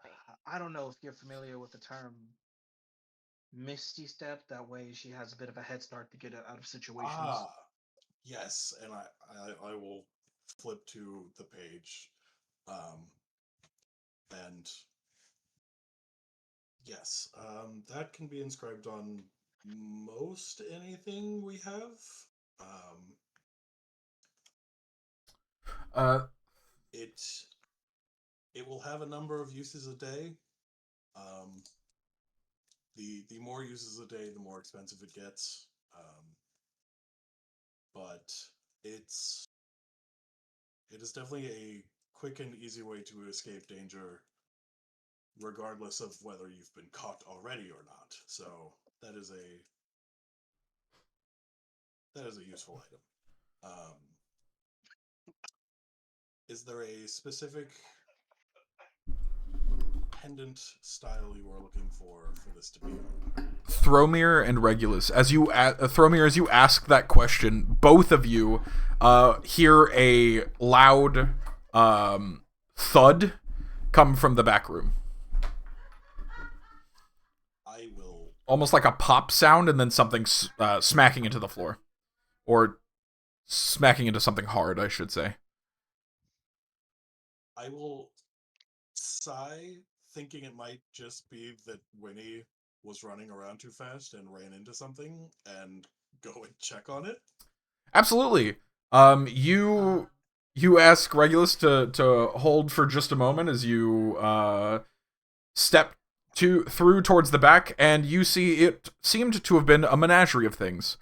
As you see your wife standing there, her hands up and kind of like in a shocked expression, as Winnie is on the ground, seeming to have tripped, but the trip was not from her slipping, running too fast, or what have you, but more of surprise, perhaps, as your wife's attention is not on your daughter, but instead on the ceiling, where one of the silver nails is currently protruding out of the ceiling. She says, well, That's a new one. that was the wrong rune. And you see she looks down, sees you, and says, darling, what did the customer up front want? You see she completely tries to push aside what occurred just there. As he is just staring at it. Oh, did you need me? Oh, okay. And you see that she walks by, picks up her daughter, both hands under the arms, picks her up, sets her back down, feet first, before patting her head, walking by, and stepping out to the front. Regulus, you see a roughly 6 foot tall woman, silver hair, look at you and say, "Oh, hello. Were you looking to order something? I'm so sorry for taking my husband away. I put a new nail in the ceiling. Loose floorboards." He hears a scraping as I drag a ladder. How can I help you? I'm the proprietor. Nice to meet you. I'm Ray. And when he gets a look at her, does she look familiar to anyone he knows? Make an insight check. We'll say insight. Is that insight? Would anyone argue persuasion for that? I feel like, or not persuasion, perception for that? I feel like you could argue perception for that. Well, whichever one is higher for you. History. It's the same. It's 16 for me. Oh, okay. Yeah, she bears very similar but not exacting features to your little light. Huh. What? What's that, dear? Sorry, you just... Is your name Re? Is it like red, or is it REH? I have to make it down for my customer ledger. Pardon me. My name is Regulus. Regular. Oh, okay. I'm sorry. All right, no worries. You see, she writes it. She pulls out a thin journal-like thing, opens it up, and scripts out your name and says, "Okay. What are we looking for? You'll have to start from the beginning. My husband is currently dealing with, as I said, the new nail in the ceiling that is there now." Yep, that's what I said. So you're looking for something, right? And you see she immediately turns to the large book on the table that you had opened to the Misty Step, or that, Thromir had open to the Misty Step page, and says, "Oh, okay. We're looking for something to get a step up on somebody, so to speak. Get some measure away. Was there something specific?" This is just the general book. If it's a specific commission, it might take me a bit of time, but I was looking for something that could save someone, in a sense, to protect them, whether it be a shield and then another one for getting them out of the situation if need be. Oh, okay. So you're looking for something to so something a bit more than a ring of protection, then? Yeah, and you see she steps out from behind the counter and leads you to a small shelf about midway through the room that has a collection of rings about it that are all designed with different gemstones, and all of them have arcane inscriptions featured around them. Because I have these, and all of these are various amounts of rings of protection. But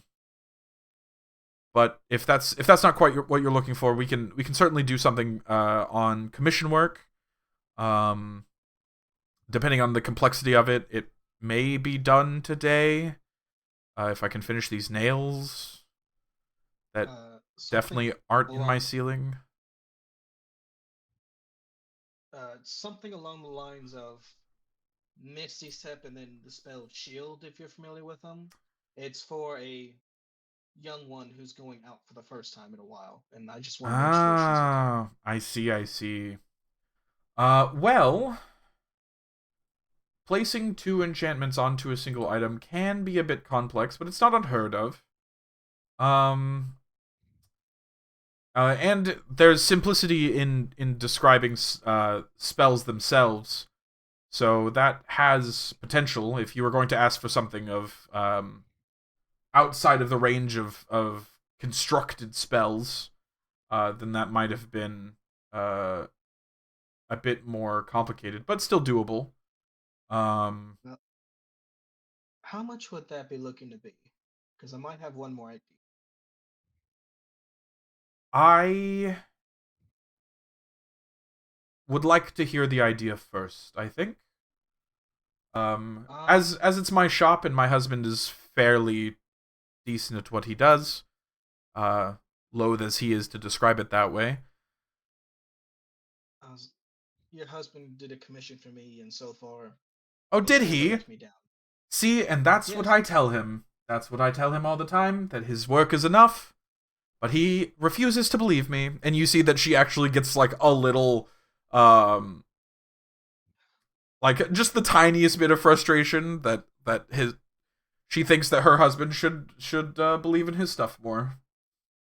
It's at this point you hear a thud as he's gotten it out and fell.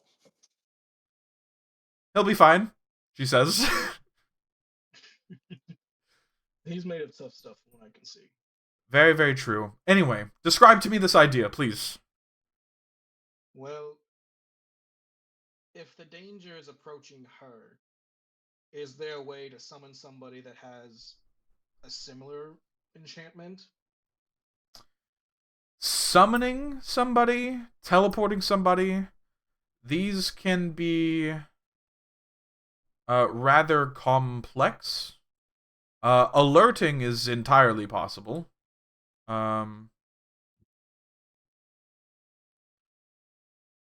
There's a way of altering the alarm spell to trigger for an individual at a juxtaposed location. There is potential in using Dimension Door, though that runs the risk of anyone passing through the door. Teleportation takes time to cast. Misty Step is only a small distance.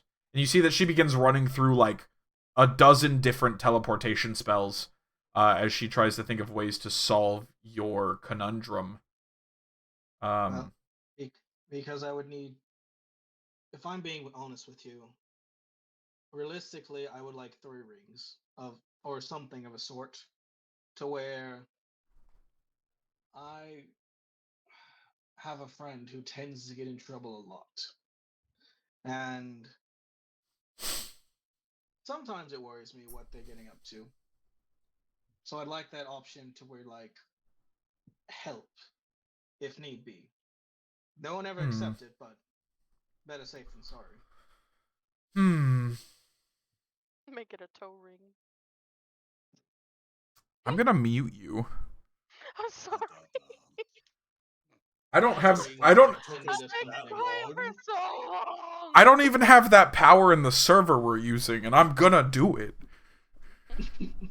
I'm just surprised it took us this long to just interject a joke like that. I can't. It's because everyone's trying to be respectful, and I appreciate that. I'll tell you what. I will let me see what I can do. Come back in a couple of hours. I'll draw up some plans. If it's at all agreeable, I'll put it together for you.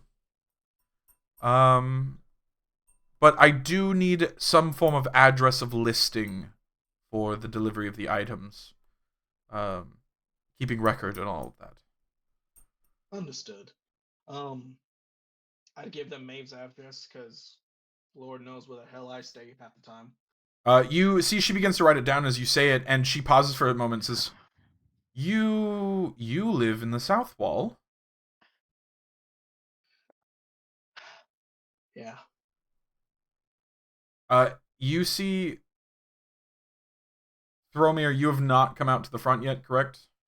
I will probably come out a little while after falling, holding the nail, which, based on what happened, probably has a root of like anti-gravity or something in it. So he's like got this vice grip on it, and he's like, "I got it." Okay. Just before Thromir, before you come out, Regulus, when she recognizes, or when you mention that you live in the South Wall, she drops her tone low. And she kind of leans in for a moment and says, I'll tell you what. After we decide that you're satisfied with the invention, the concept of the item, if you will do me a favor down in the South Wall District, I will trade that favor for these rings. Ooh, It's a hell of a favor if you're asking for that. It can be a bit of the complex side, but if you're wearing my husband's weaponry, then I've no doubt you have the strength to manage it. Tell me what the task is, and I'll let you know if it can be done or not.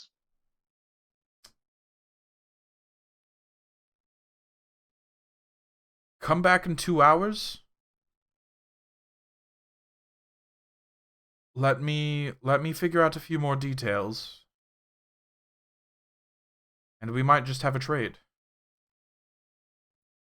You see that she leans back just as Thromir comes out, and she looks at him, and instantly, whatever mischief, like whatever mystery, whatever thing that she's hiding, immediately she doesn't hide it, it fades.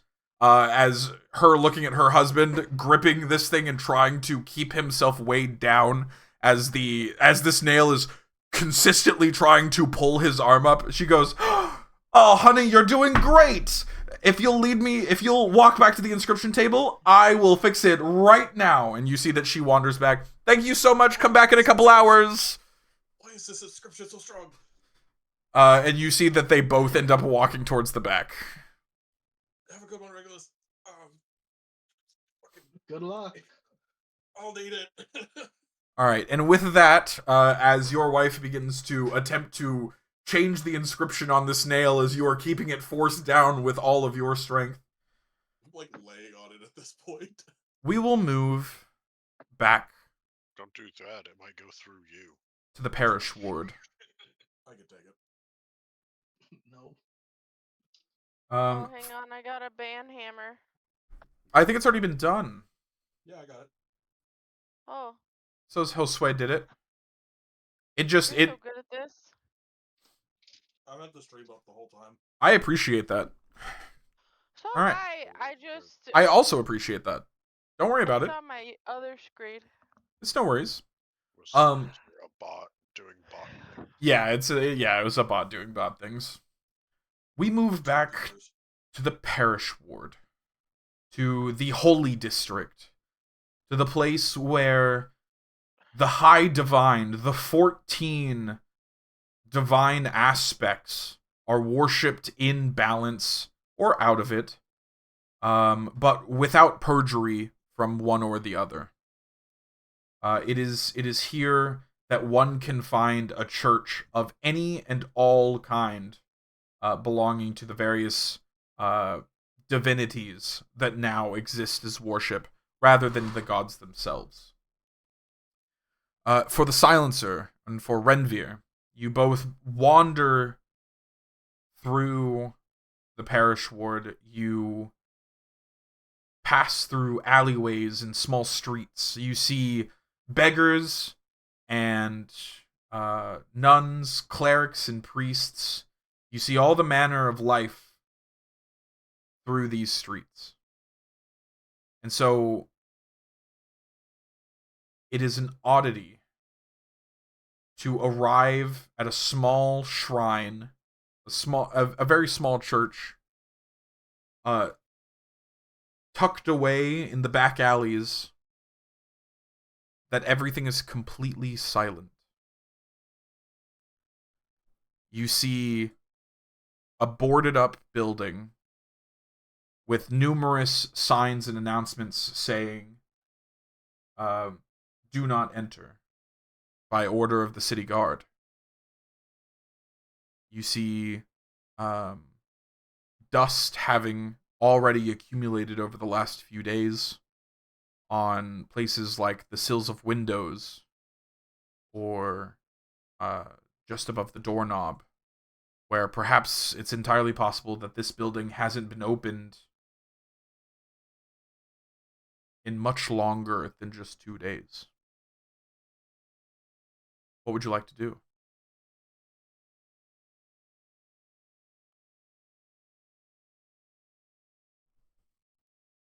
You heard me ask Regulus about the disappearances around town, and I'm sure that you've heard of them as well.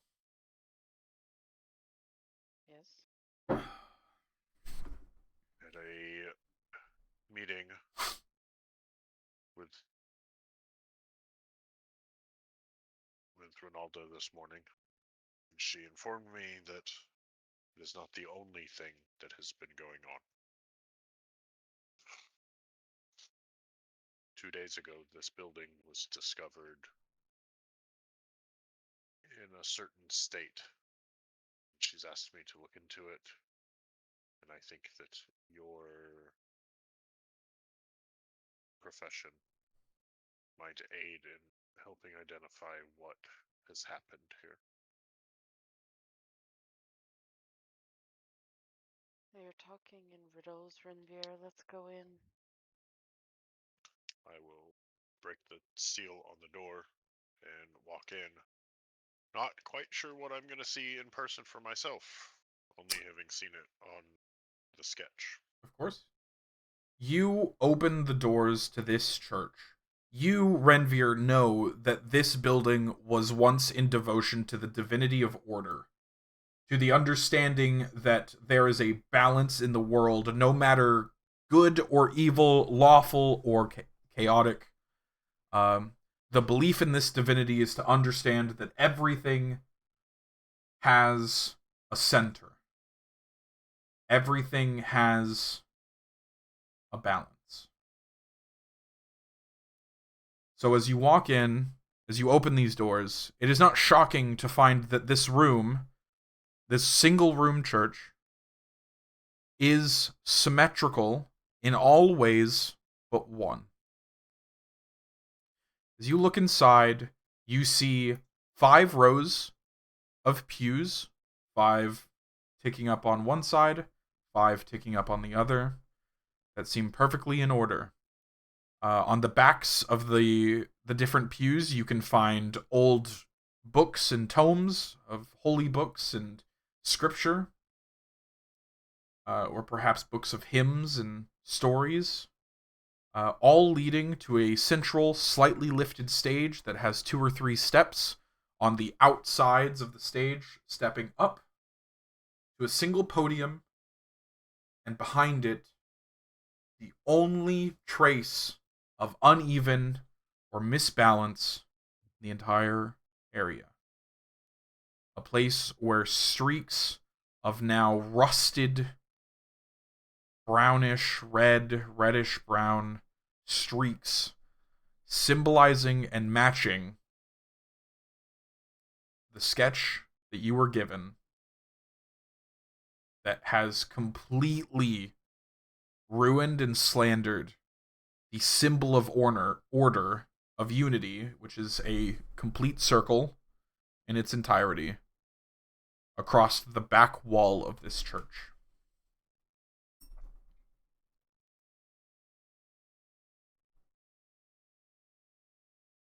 It's just smeared. It's not any type of like symbol. It's just smeared to desecrate it.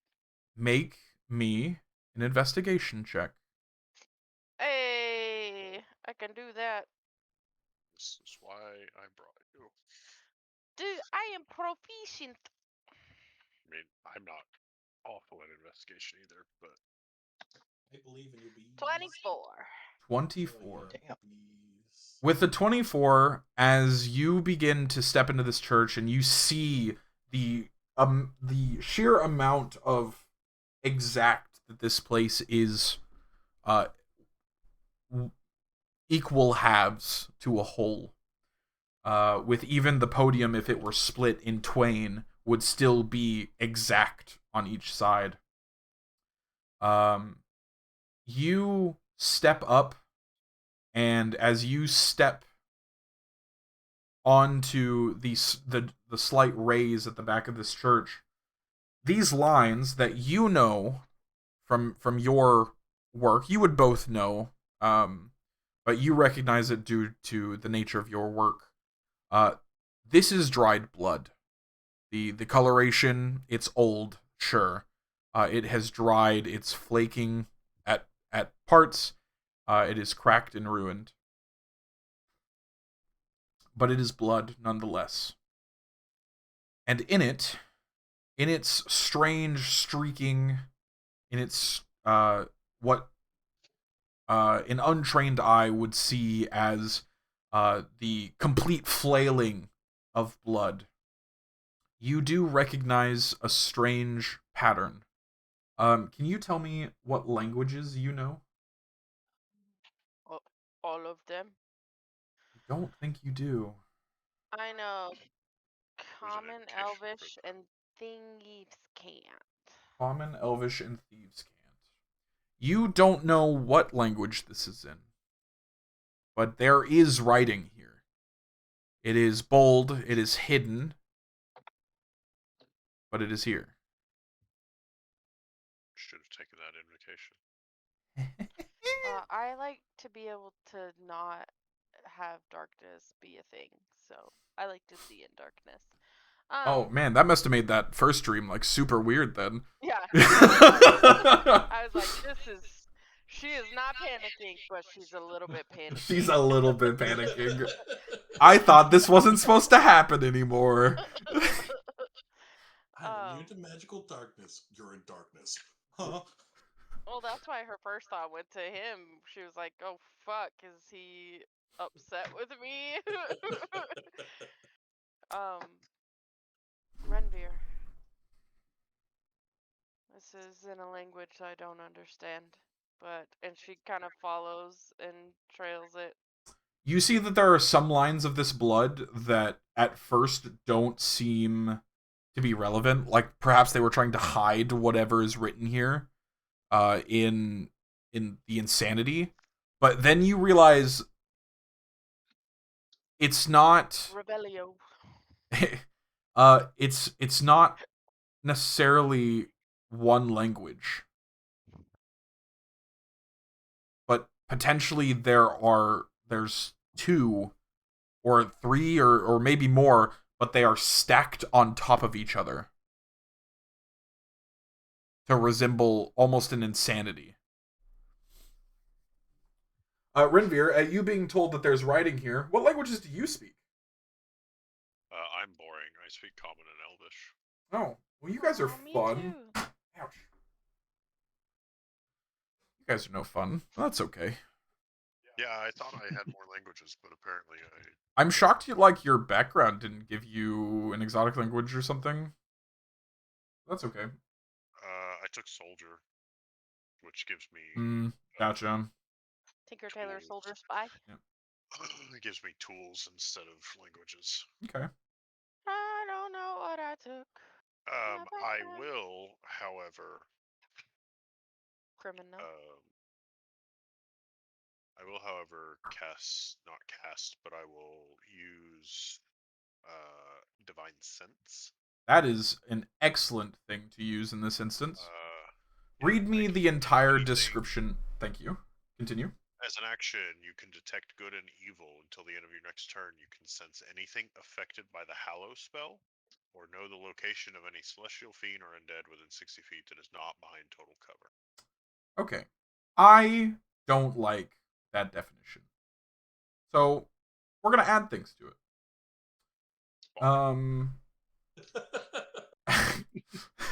Because I also think that it's kind of weak. It's kind of weak. I'll be honest with you. Especially the full cover part. It's like, cool.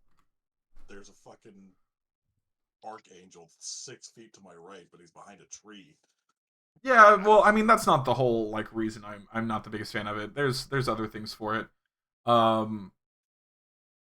Excuse me. I also think your divine sense should be manipulated based on what your oath is, but that's just because I think everything should be slightly different depending on what your subclass is.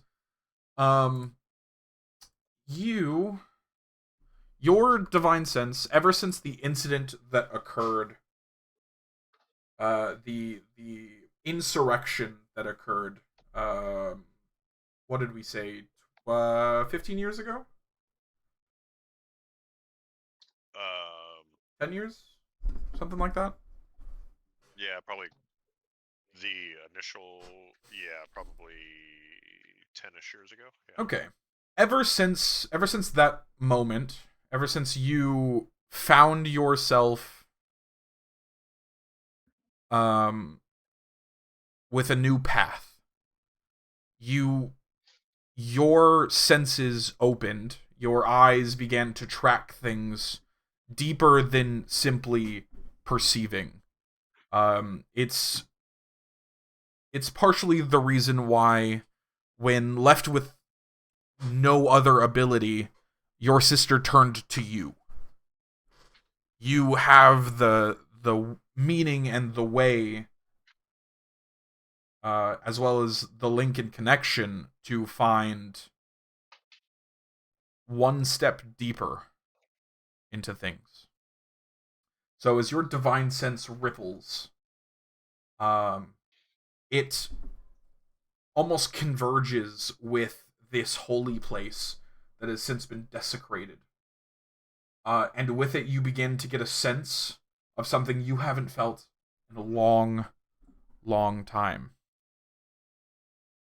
Renvir, your divine sense in this moment does not detect entities. It does not detect divinity, holy, or revoked land. It senses madness. A madness that you haven't witnessed in a decade. Oh, I have a hex. I have maddening hex. Do I recognize anything from like? What does maddening hex state? They essentially take psychic damage whenever I do an attack, but I feel like. Then no. In this instance, that would not. Word. It also does it to people within 5 feet of my target. Cool. Okay, sorry. You're fine. Renvir, with your divine sense, you feel a shiver down your spine as you are reminded of the true fear you felt in that night.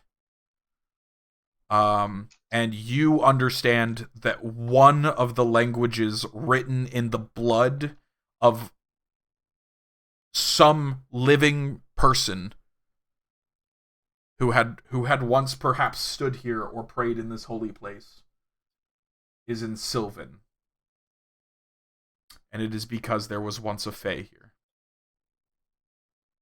And that's where we're going to end the session tonight. Hooray! Ooh. Woo, woo, woo, woo, woo, woo! Those guys 6 get a more fucking, hours. Those guys get a fun shopping trip, and we're over here discovering the.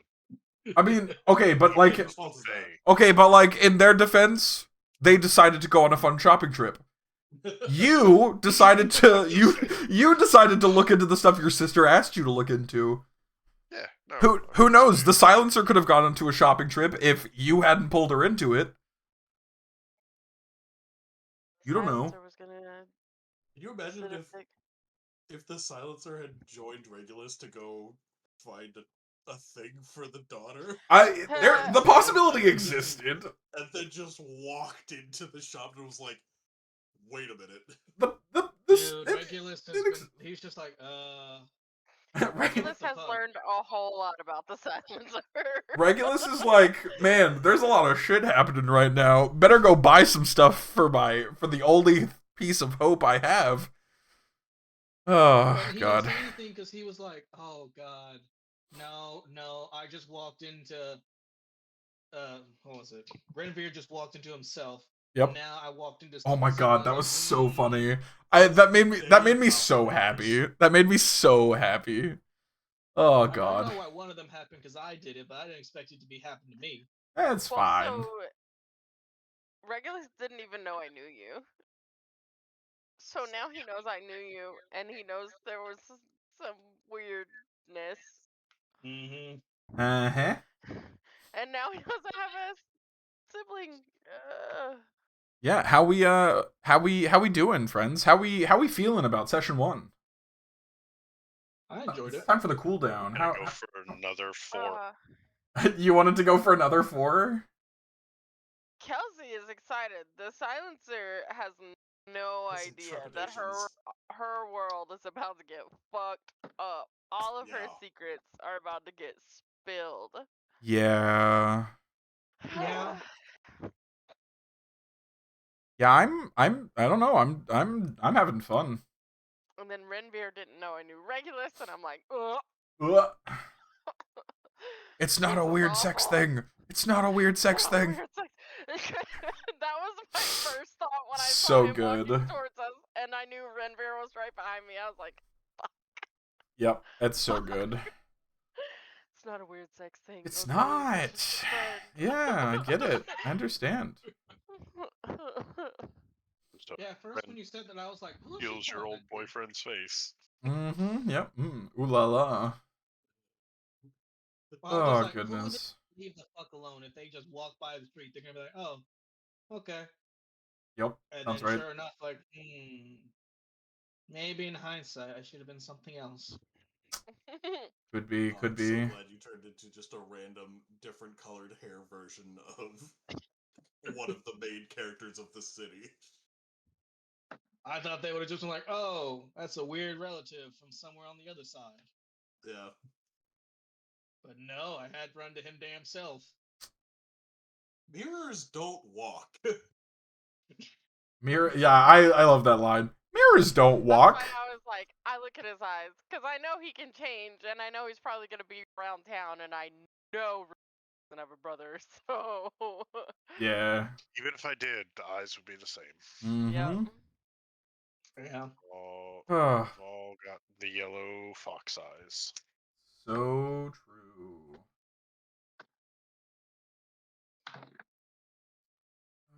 All right. Well, I am going to end the stream.